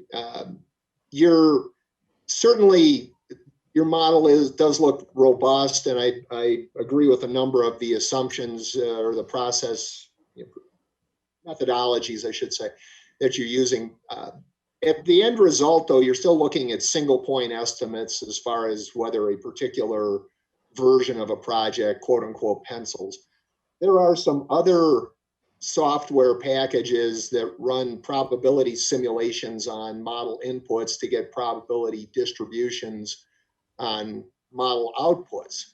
I don't want to get into the weeds at this juncture with, at this point in the meeting, but if you want to talk to the city manager, he's got my phone number, and I'd be happy to get on a call with you and have a chat. I very much enjoy it, and could maybe give you some things that you may very well know about or may not. So just an invitation, if you will. Great. Well, thank you. We appreciate that. And we do use the Monte Carlo approach in terms of the probability. Okay. Often in terms of our transportation studies that are that involve tolling or what have you for large regions. When the scope is a little narrower, point in time, it all depends on what tool is appropriate for the complexity of the challenge. But, which I respect, and that's where I was going with the Monte Carlo simulation. I think it's powerful, and so to the extent that you've got a project that quote unquote pencils, the ultimate the question, or maybe perhaps a better question, is what's the probability that it's going to pencil over some distribution range? And if it's 95% confidence interval, great. If it's a lot less than that, that's good information as well. So and Andrew, after your response, I think we'll take a 5-minute break if that's okay with everybody. certainly. I'd love to take you up on that conversation. It may or may not be part of this process, but you and I, it would be an enjoyable conversation to have. No very, very much so. Jerry, can I ask the other question I was going to ask, which Mark, Bruce, if you can, let's go ahead. It's to be fair to everybody else. We're doing the rotation thing here, okay? Unless it's a follow-up. It was not a follow-up to that. If you don't mind. Does everybody want to take a break? If so, thumbs up for a break. I'm seeing plenty of thumbs up. Okay, so right now it is 10 after. So let's come back at 8:15. Ty, we'll be back at 8:15. Okay.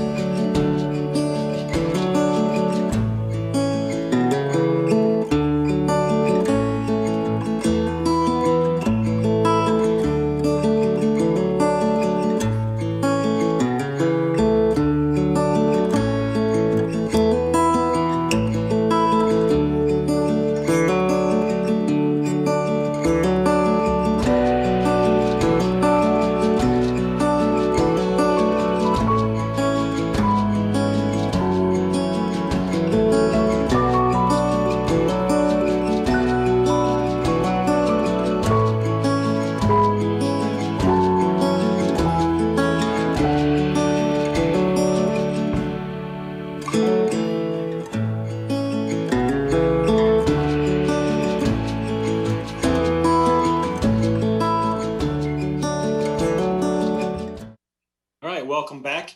It is 8:15. We have made it through our first round of questions, and commissioners and council, that took us about 50 minutes to get through our first round. So we're going to go ahead and we're going to do it again. We're going to go the same rotation. So maybe we can go a little bit faster, but I'm sorry I had to cut some of you off from asking follow-up or additional questions, but it took us 50 minutes to get through that one. And I guess it's going to take us another 50 minutes. So if we'll go the same rotation, we'll start with Commissioner Coronado, and then we'll go to Councilmember Grove. Craig. Hey, thank you, Mayor. I do have a rhetorical question, just set the basis for a real question. I think a lot of the discussion I've heard tonight is how do we know if and when our downtown is mature, quote unquote, and it, is growth inevitable? Is it desirable? And how do we engage in steering that growth? So that's the rhetorical part of it.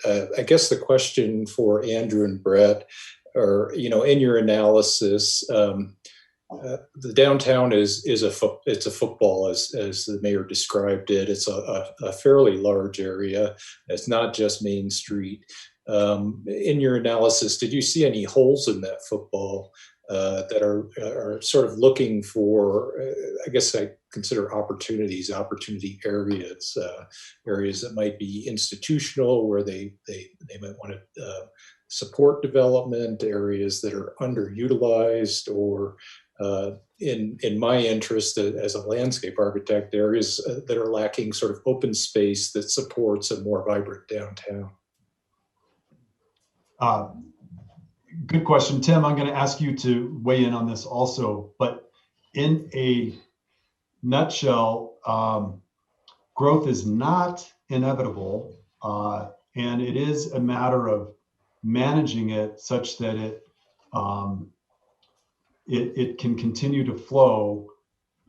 And obviously, a community like Littleton doesn't want too much of it, but you can create regulations that stop growth. In terms of, I'll be very short in terms of my input.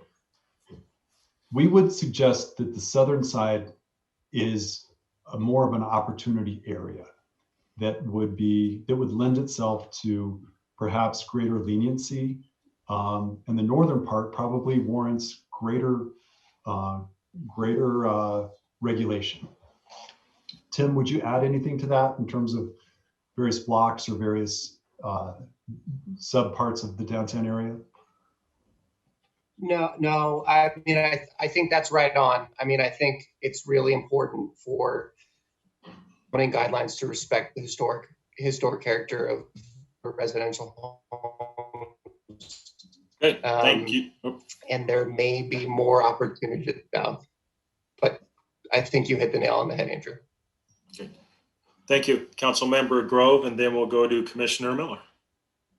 I have more of a statement to make. I agree with what Jerry and Scott have said, and what Carol talked about a lot, and what she talked about last week in terms of 3 stories as opposed to 4 stories. And I think we have to take into account the policies that are in the comp plan and the goals and vision. I haven't heard one thing mentioned about historic preservation, and that the fact that we have an area of focus that's turn of the century, maybe a little bit later, lack of a better term, 1900 to maybe 1940. And that's not massive. That's not big and huge. That's not buildings that are lot line to lot line. We've heard this from our citizens. They want smaller, they want scale that fits into the fabric of our historic district and the surrounding areas, not just Main Street. That means the places where people used to have businesses and used to live and work, so they could walk to Main Street. If we lose that, we lose it forever. I would advocate that some of us on City Council, some of us on Planning Commission, are advocating for 3 stories throughout the football area. That we are advocating for the fact that we can attract businesses, that developers don't have to make maximum profit in order to be here, that we don't have to have our citizens suffer with more parking issues, whether they perceive it or whether walking an extra block they don't like. So I would say, given that we have, and I'm glad I'm in the beginning because the other council members can speak to it, given that we have 4 council members that are advocating for character over developer profits, I would say that's direction. And that I would like to see that if my fellow 3 fellow council members agree, and maybe some of the other ones, that that's the direction we're giving for phase 2. Not that the developers can make the maximum amount of profit in order to come into our city. Thank you very much. We'll move to Commissioner Miller. Yep. Can you hear me? And then we'll go to Council Member Milliman. Can you hear me? Yes. Okay. It's a question for the consultant team. Have you ever worked with a community that has an asset such as ACC or a higher education facility? And have you ever seen a sort of partnership with the community and that higher education facility, i.e. a shared parking agreement, is kind of what I'm curious about. Thank you. Yes, we're currently working with the Alamo Community College system, and it's a well-funded program with branch campuses throughout the community. And we're working on a current plan to have shared facilities in terms of auditoriums and also parking. We also did work in Boulder between the city and the university, specifically around a conference center where there was shared investment and a shared resource there. So can I ask Mayor, a follow-up question? Yes. Has the city approached ACC, or has that ever happened? Or yeah, I'll open that up to the city manager. Yes. In fact, I have talked to the ACC president about a possible joint project. She has communicated they got very specific interests they'd have to protect, which is obvious, but at least the ACC president was open to the conversation. Great. All right. Thank you very much. We'll go to Council Member Milliman, and then we'll go to Commissioner Bolt. Yeah, I appreciate your passion for protecting the historic preservation of downtown Littleton, and I share that to an extent. So I look at downtown Littleton as a very fluid, ever evolving, ever changing area. What it looks like today didn't look like back in the 1800s. I think what we're talking about now is figuring out ways where we can protect those historic sites, but also addressing the growing demands of our city. The entire metro area is growing, and we can't stop that. And we can't stop that in the city of Littleton. So I think it behooves us, in the comp plan demanded this, that we look at it's a long-term plan for our city. And if we don't address some of these issues with regards to growth, being able to accommodate the numbers of people coming into our city, also in supporting our businesses, which in turn support all the services of our city, we've done a disservice. We have such a phenomenal resource with the light rail station in our downtown area, our urban downtown area. How great would that be to bring in, I'm going to use density, bringing in density. Specifically, I like what Brett was talking about, or Andrew was talking about with the southern zone south of downtown Littleton, creating mixed-use development, multifamily housing, allowing those people to use that public transit so that they can get to their workplaces, whether it be in downtown Littleton or downtown Denver, making a number of those places also attainable. I will push affordable housing as well. But I think trying to limit that is really going to impact us 20 years from now. I think we also need to remember that we're not just looking at today, we're looking at 20, 30, 40 years from now. It's going to change whether we like it or not. And so I think we have to really, really be cognizant of that. And so my question is, during this whole COVID crisis, we really came together as a city and have really been trying to help our local businesses. So based on what our recommendations, the current baseline, what we're recommending, right, what you put together, what kind of businesses do you think we are going to attract the city of Littleton based on what we have right now? So moving forward, given the market position that downtown Littleton has, what are the most likely businesses that will come to Littleton? And it's a tough one to answer. Generally, I think it's the ones that are going to find a willingness to pay a premium. The land supply in the southwest quadrant of the metro area is very limited. The ability to, in terms of office, the ability to attract talent is going to is driven by probably decision makers, in other words, owners of the businesses wanting to locate close to their homes and bring in the talent potentially on rail. That kind of an office user would be a good profile for a fit in downtown Littleton. In terms of retail, restaurant, what have you, again, someone who's looking for a more upscale customer base and who can cater to that profile. Does that round it out? I mean, it's a little bit of I'm kind of trying to identify market studies that we've done in the past for comparable markets. And that's what I would say would be a composite of the most likely tenants to find and seek out a Littleton location. Great. Thank you, Andrew. If we could move to Council Member Bolt, and then we will move on to Mayor Pro Tem after him. Well, I've been upgraded to council member. I'm excited. Oh, I'm sorry, Commissioner. Hey. Hey, I'll take it. I had a question about the target IRRs you had were different in similar bids, but I wanted to follow up on the office question first. Just thinking about demand, I don't have a ton of office in downtown, but I'm just trying to feel that out.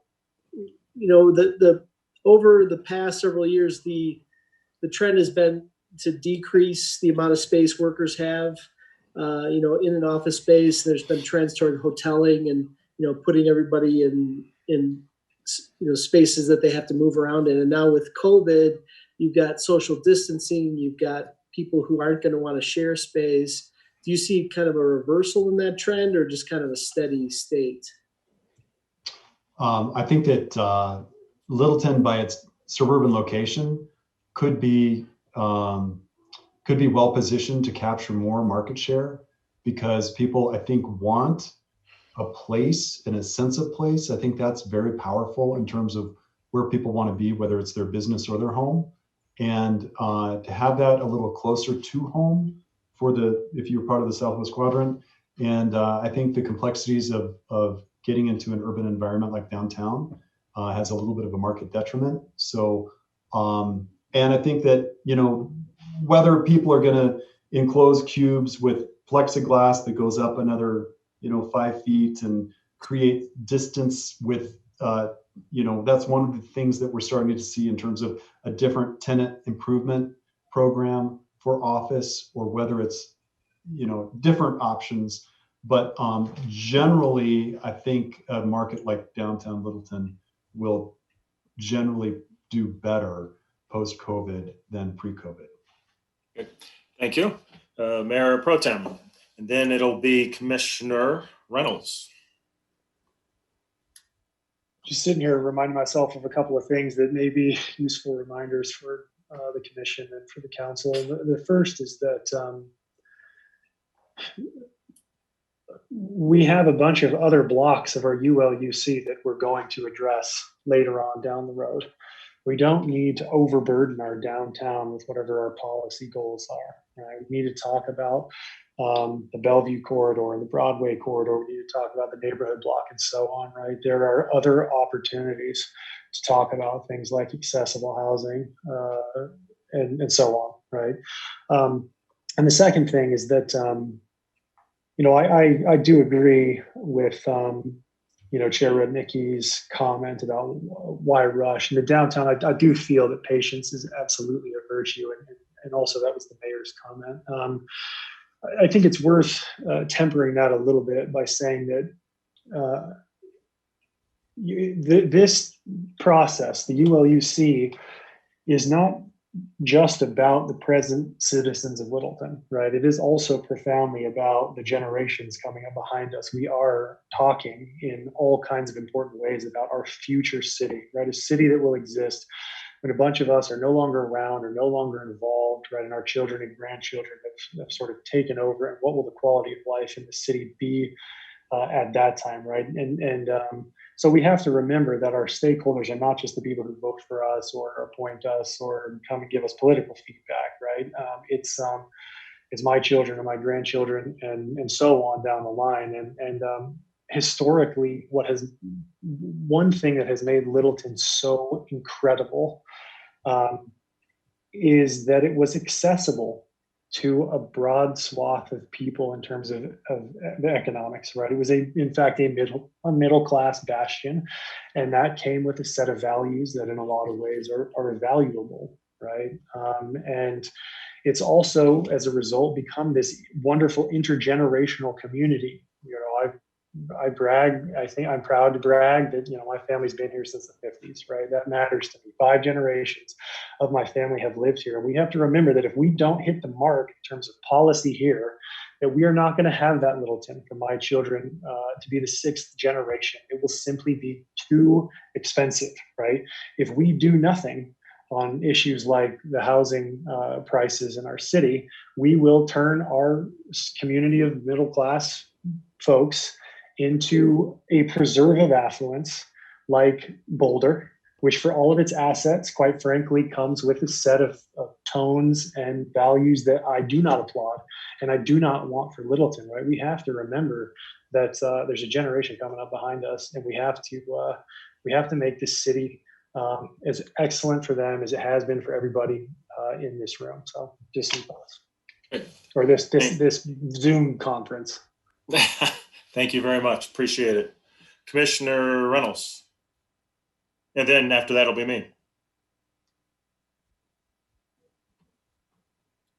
Can't hear you. There you go. Yep, had to hit the button correctly.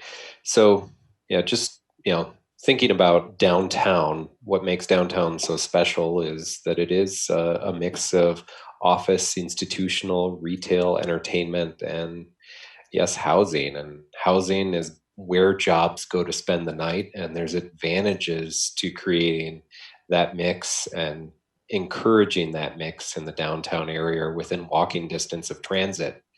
And getting to some of the discussion earlier, I guess I'd advocate for allowing some additional height in the areas close to the light rail, particularly south of Alamo Street. Yeah, no question though. Great. Well, do you have any comment to that, Andrew? Or in our analysis of the full football, if you will,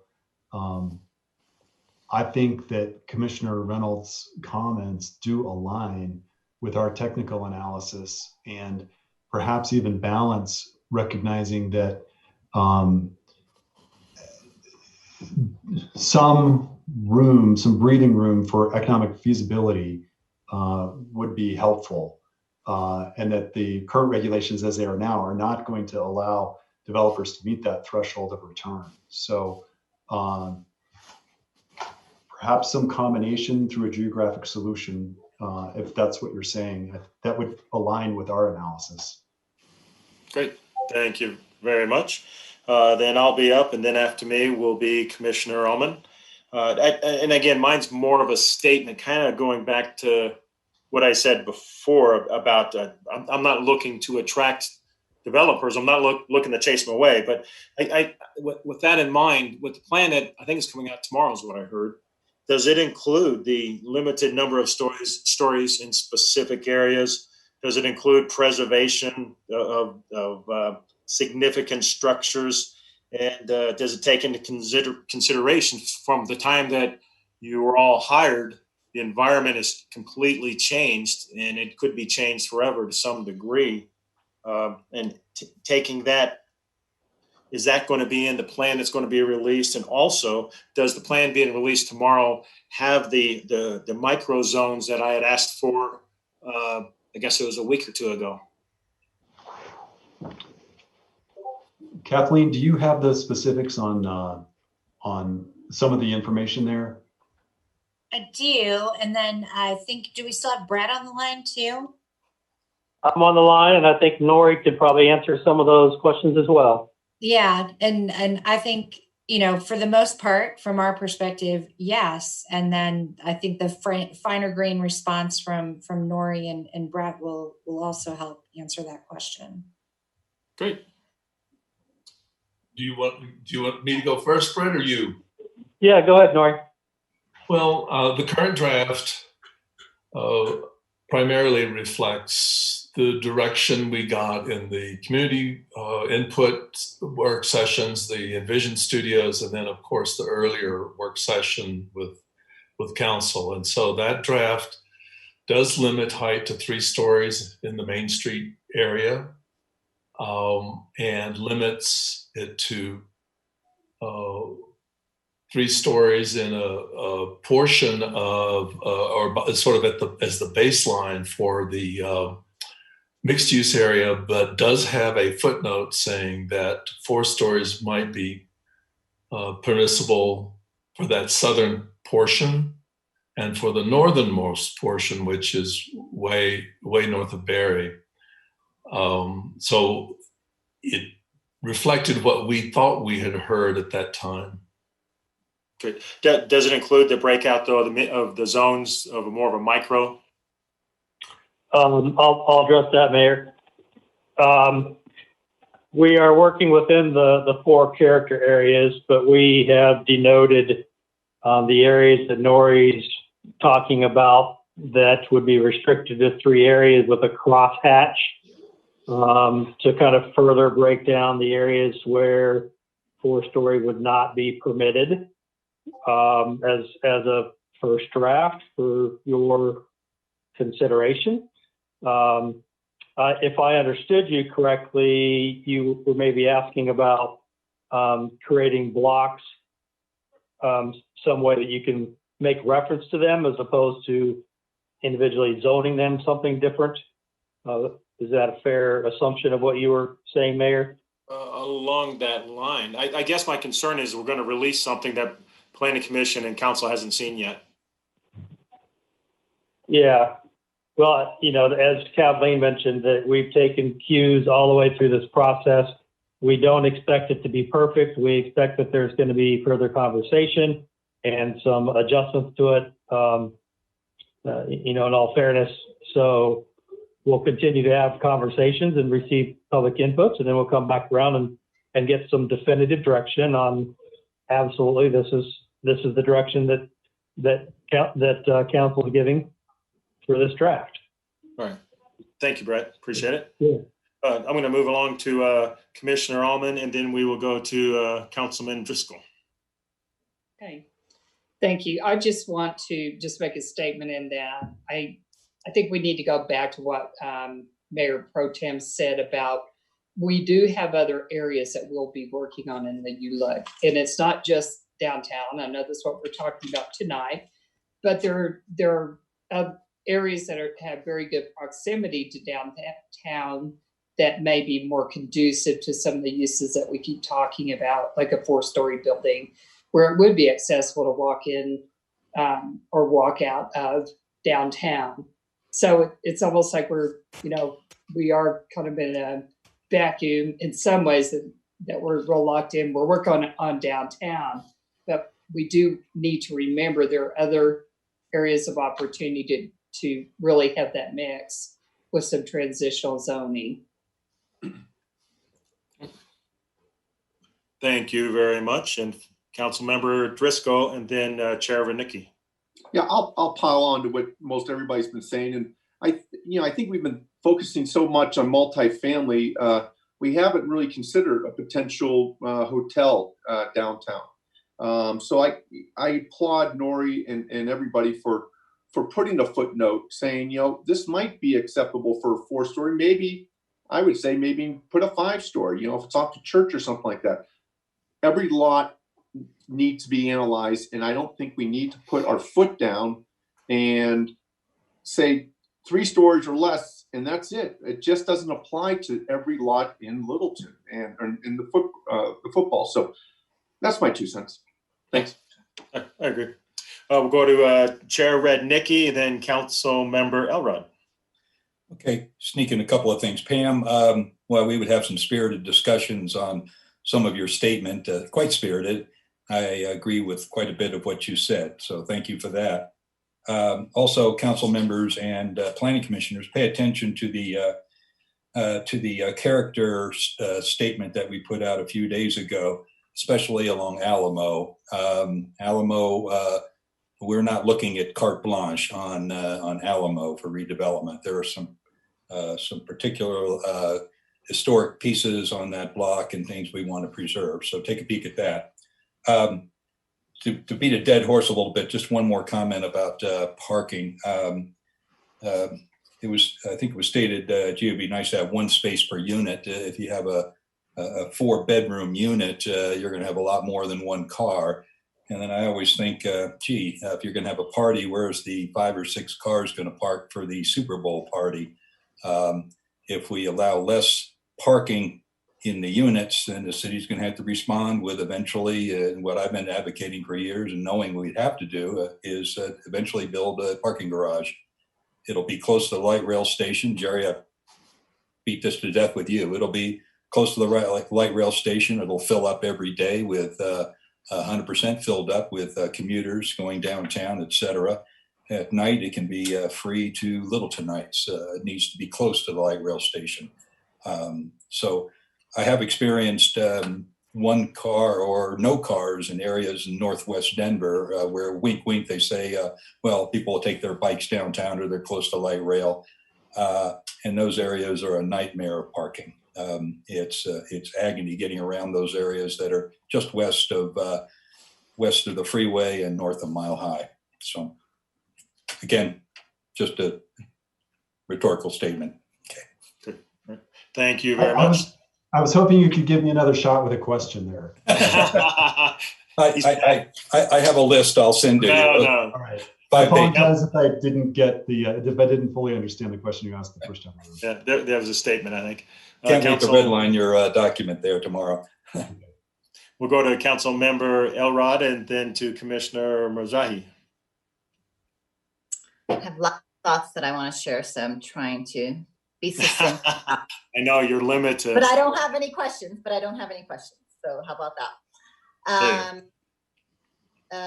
When we talk about the historic character and preserving the historic character of our downtown and all of the various uses and forms that have been presented to us, we have to remember what downtown was and what it is today and what it should continue to be in the future is a mix of different uses. That's what's made it resilient through the years. That's what's making it resilient now and why we are, many are saying we're going to come out stronger out of COVID than some other communities. And so where I'm going with that is when we look at the modeling, our downtown should, to honor its historic character, have places to work, have places to recreate, and have places to live. And I agree that apartment buildings From a parking perspective, Commissioner Mirtsai said we should not give on parking when it comes to apartments because of just how much of an impact that would have. So it's not a one size fits all. And so we just have to carefully balance all of those uses so that the downtown remains vibrant at all times of the day and doesn't become a ghost town at one time and then, you know, masses at another time. So looking for the analysis to give diversity in those uses. The second thing I'm going to comment on is Councilmember Grove talked about the importance of preserving our historic character and honoring those areas, and you know the impact that height could have to that, and that is true. I do see that. I think what's most important here is we are all very clear of where those historic, those absolute gems that greatly define our historic character are. There are certain streets, there are certain districts, there are certain clusters. So I say we tackle those head on. If we want to protect Alamo, if the, you know, when we look at our land use, Alamo plays an important role in that because it's businesses in a form that feels much more residential, so it honors its past. So I would ask, you know, our city manager, Mark Ralph, as well as, you know, the various consultants that we have here, is bring to us not just the land use all around, but really get focused on those areas we need to truly preserve that cannot be replaceable by it just looks the same as it did 100 years ago. So I'm asking our city manager to help us to gain focus and really address historic designation to protect, which I think all of us are trying to do in different ways. But let's protect what we need to protect so that we can allow where the development can happen in a more fruitful way for our community. Third comment. I think Mark, well, Mark, okay. I'll let you come back to that, Mark. And I am in certain cases in favor of lowering some of the parking requirements, because again, what creates vibrancy and character to our downtown is not cars going through it, it's pedestrians, it's bicyclists, it's an urban character that should have a lot more connections that aren't just from point A to point B through a car. So, you know, it's the necessity's the mother of invention. If we, you know, if there's not enough parking, we design for other ways that you can engage in downtown. And there's so many solutions of how we can solve for parking if, you know, when we get there, right? So we should not compromise our character because we're trying to address parking. We can address parking in another way without compromising character. Go ahead, Mark. Thank you, Karina. I know that was tough for you. Let's see, let me, just a couple of comments here, and then I'm probably going to ask Kathleen to maybe add to it, because staff has heard some of the comments here and the concerns around Alamo. And so we've been talking through what is it that we could do as we approach the ULUC and trying to take on Alamo in essence at the same time. In my own thought here, in the very beginning of this whole process, I was thinking more linear about how we would approach the ULUC and then come back to historic preservation. But I think now what we're hearing as staff is that there is some interest and maybe some concern about Alamo. So I think, Kathleen, I think I'm going to look to you here because we had a conversation here just recently about how we might approach this. And I think we've teed up our consultant team just to at least be aware of that. Yeah, and I think Brett may weigh in too.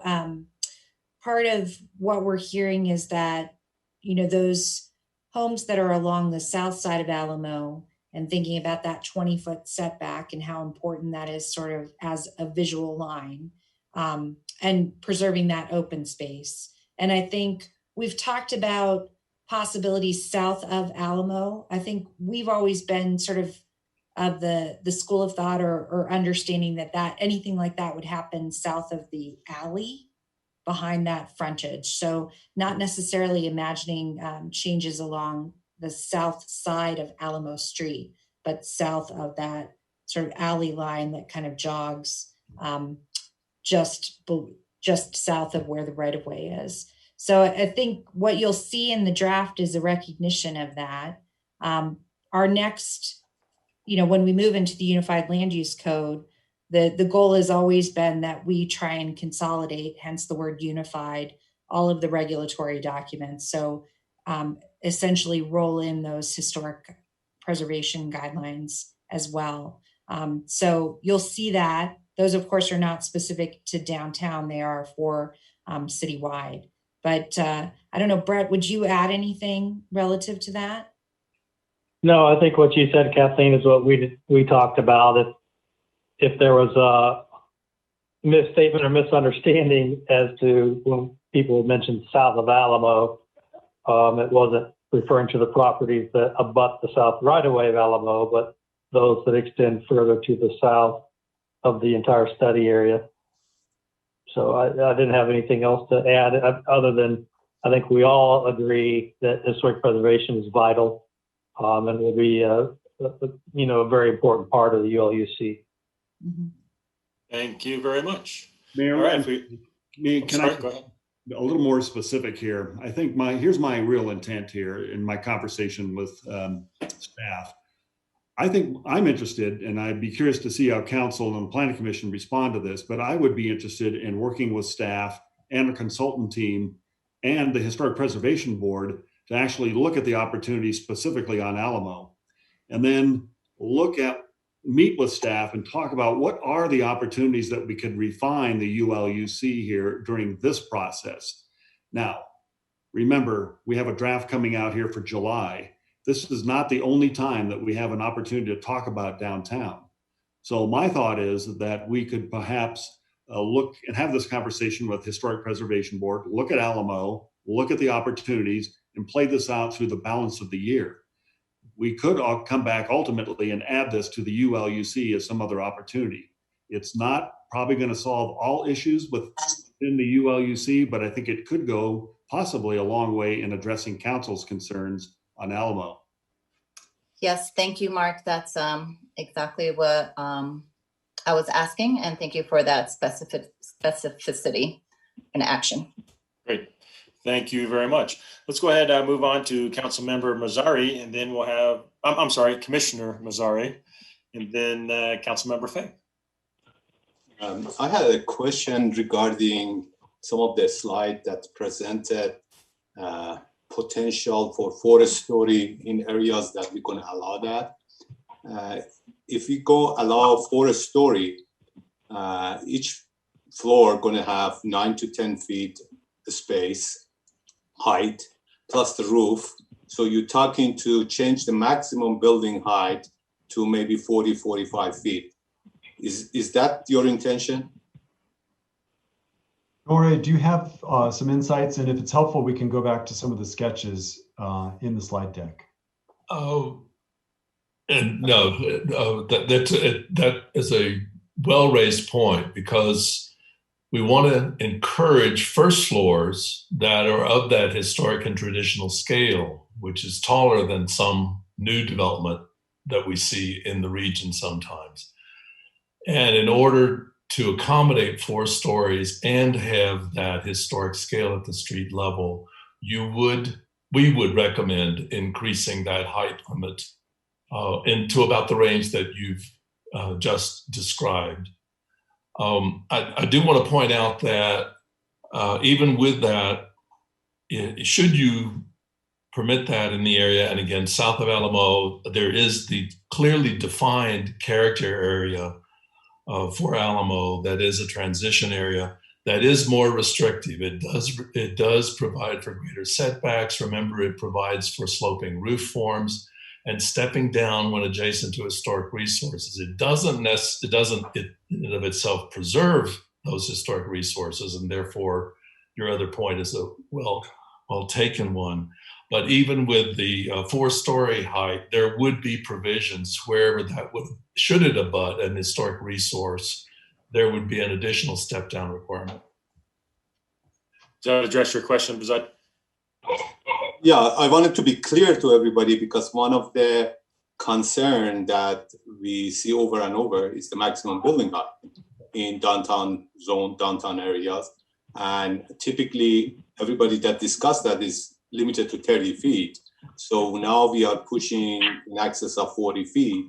And I wanted to just everybody be aware of that with the 4-story, you're looking at 40, 45 feet height. Yeah.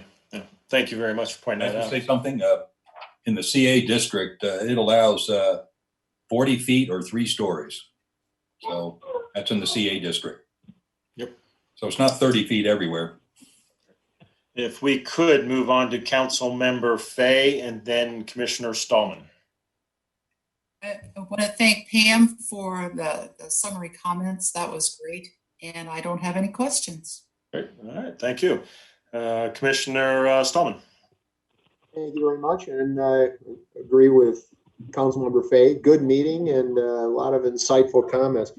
The one follow-on item I wanted to ask Andrew was when you were discussing a downtown development authority or DDA, I got the impression that everybody's always in favor of those things. However, my recollection of such conversations with merchants in Littleton was decidedly not that way. They kind of view the incremental charges associated with a DDA or a bid as incremental tax that makes them less competitive than other retail areas. So I guess my question is, how do you get consensus on something like that? What do you see that works elsewhere, and how would you approach, potentially a group of people who stand to benefit, but also have some concerns about it? Mm-hmm. So helpful questions, and there's different parts of them. A bid and a DDA are funded differently. A DDA redirects the increment of new value back into the local decision-making body for downtown. So there is no net new cost to any of the property owners or the tenants in a DDA. So that would be something important to clarify with merchants, is that they have, they can set it up so that there is no net new. It's just a redirect. Now, the DDA does offer the opportunity to do 5 mills for operations. And, sometimes that's part and parcel with the DDA, sometimes not. But that would be first thing. Second is the bid. If that goes, the bids do function with the incremental layer above the existing layer of taxes or assessments. You can either do it on a per square foot or per lineal foot or a improved value, different kinds of metrics. There it becomes, I think where we've seen them work best is when there's clarity about how the proceeds will be used. And also when there's a problem to be solved. If there is not a significant pain threshold that needs to be cleared, then there's probably not going to be a lot of support.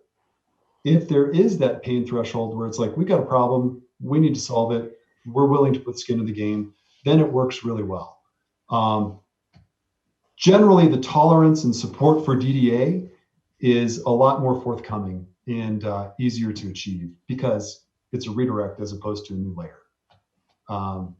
But hopefully that's helpful. I'm cognizant of the time, but I don't want to go on much longer. But if there's a specific follow-up, happy to address that. Thank you. All right. Thank you very much, Andrew. Council, we made it through a second round here in 45 minutes. Should we go for another round? I imagine there's still some more questions. Okay, do I see a thumbs up for another round? I see it's a no. Well, let's let it go at that.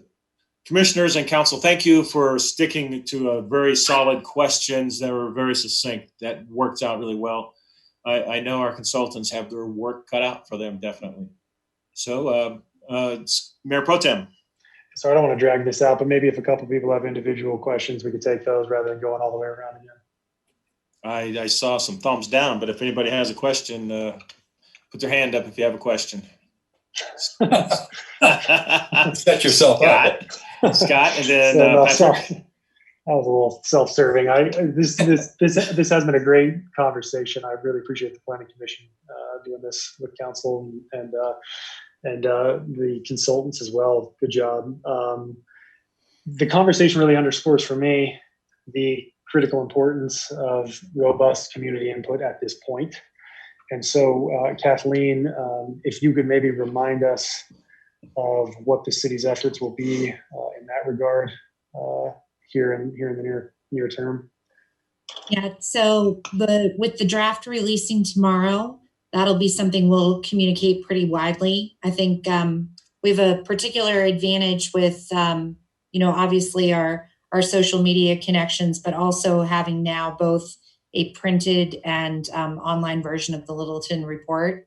As you would remember when we used to print that, the next issue would be due out August 1. So we're in a much better position having that as an online form of communication as well.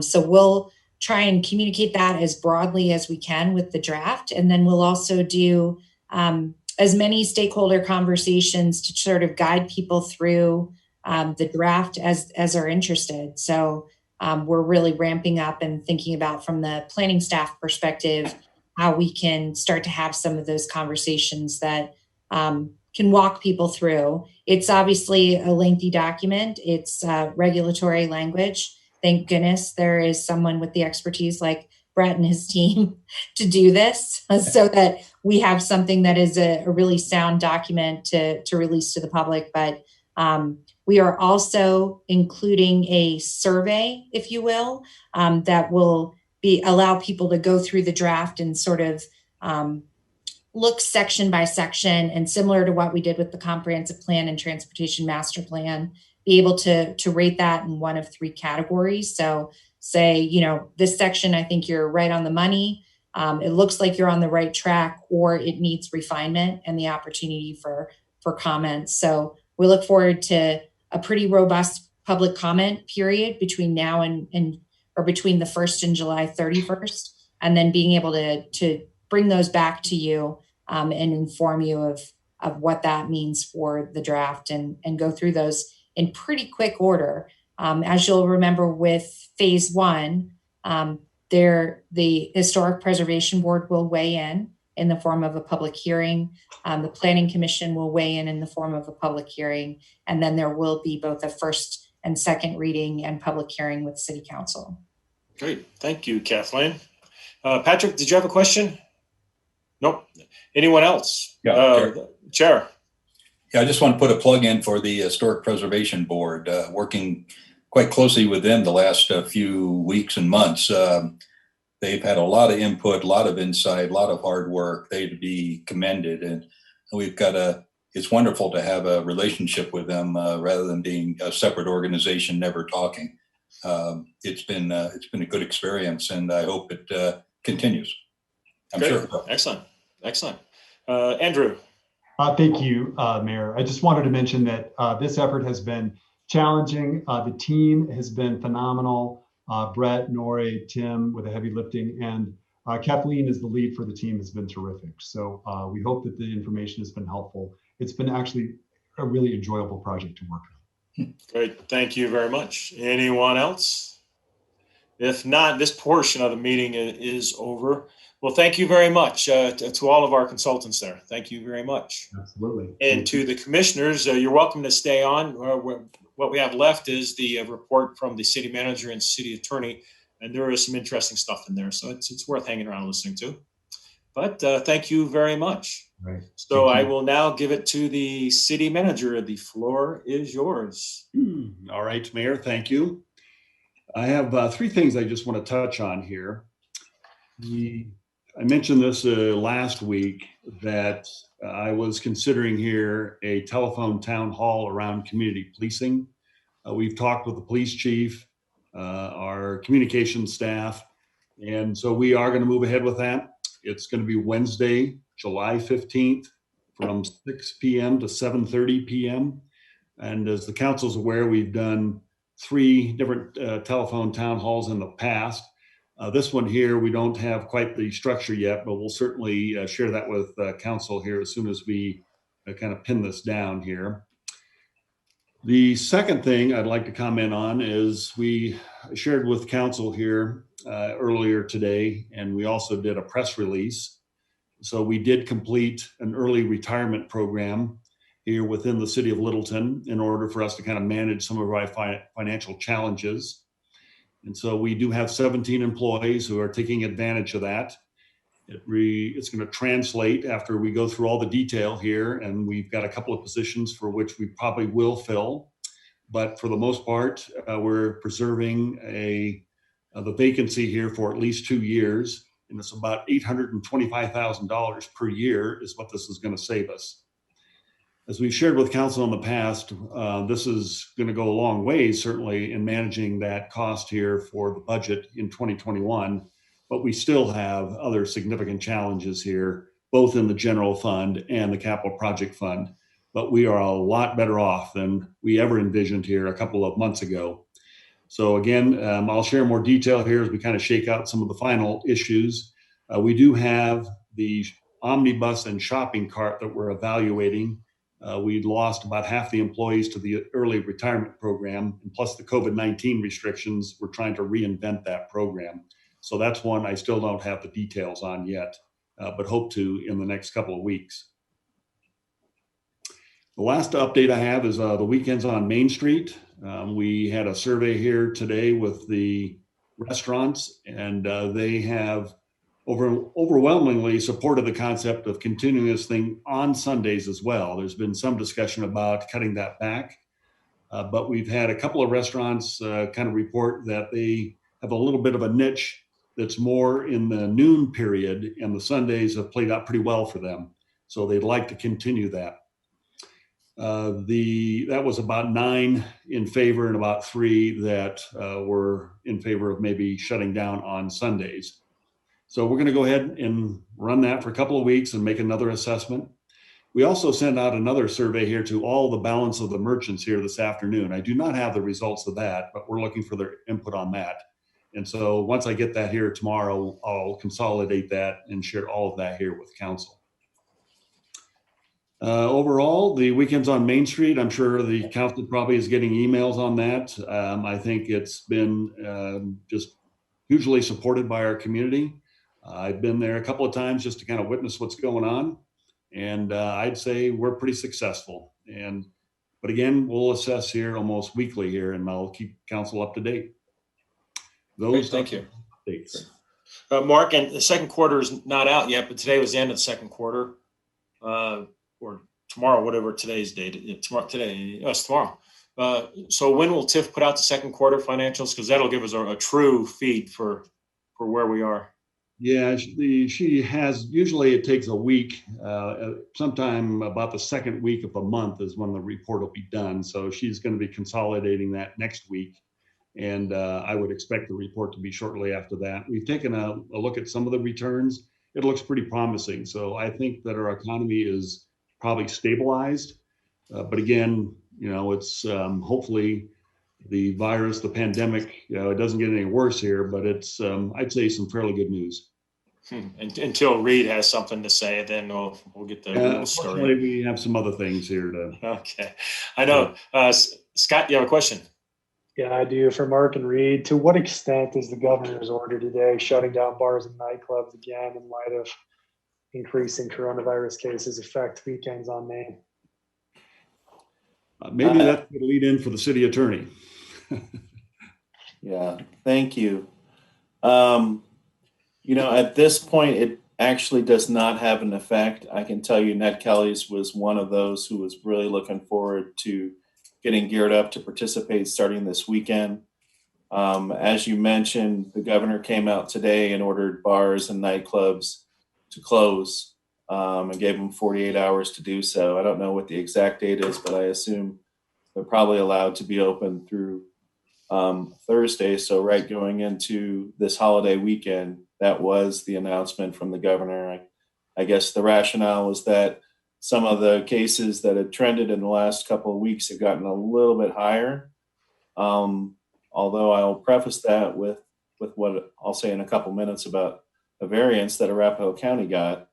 But I think he has actually been looking at what we've seen in some of our neighboring states, and that caused enough concern to decide that bars should be shut down. So unless your establishment is serving food, you're closed down. So that's not good news. So a food truck qualifies as serving food, right? Correct. Okay. Yes. So you would have to work with them to try to see what might be possible here for them to continue. Yeah. Disappointing for sure, especially when you're gearing up, and then some of these bars have only been open for less than 2 weeks, and they've gotten their staff back for this, and now you're letting your staff go. So certainly not good news for a lot of those bars and establishments. The good news that we did receive yesterday was that the state had granted a variance for Arapahoe County that did allow for some relief on some of the restrictions that we've been seeing. For example, gyms throughout the state are at 25% capacity, up to 50 persons. Our variance allows us to go up to 50% occupancy, up to 175 people in our gyms. The same goes for restaurants. Good. So some of our restaurants can go from that 50% posted occupancy which was up to 50 people. Now they can go up to 100 people. If they have what are considered a larger venue, they might be able to go up to 175 people within their restaurants. It's all based upon that occupancy limit, as well as being able to maintain the social distancing between tables. Churches, they were limited or are limited to up to 50 people. Now they're allowing them to go up to 175 people in Arapahoe County. And then today, the state put out guidance for kind of that third phase, which is the protect our neighbors phase. And what that does is that puts more ability for local jurisdictions to be able to have more control in terms of the operation of a lot of these businesses. So they're going to provide more information. They at least released kind of the roadmap, which calls for you need to have a low viral transmission. Your public health agency has to have the abilities to successfully respond to these things. And so hopefully we'll get more guidance, but probably won't hear anything for about a week on what that looks like for Littleton specifically. So I know we've talked before about some of the frustrations with the fact that certain parts of the county are not representative of what we've been seeing in terms of transmission rates in Littleton. Hopefully this will give us some opportunities to separate ourselves from perhaps areas on the east side that may not be faring as well. But I will let everyone know when we hear something. And Reed, I just want to thank you for your always uplifting report that you give to us. Sorry. I'll put the bear back in my background. It's okay. Does any questions, Council? Then the last thing I have is just that our next meeting is Tuesday, July 7th. It's a regular meeting at 6:30. And with that, it is now 9:15 and we are adjourned. Thank you.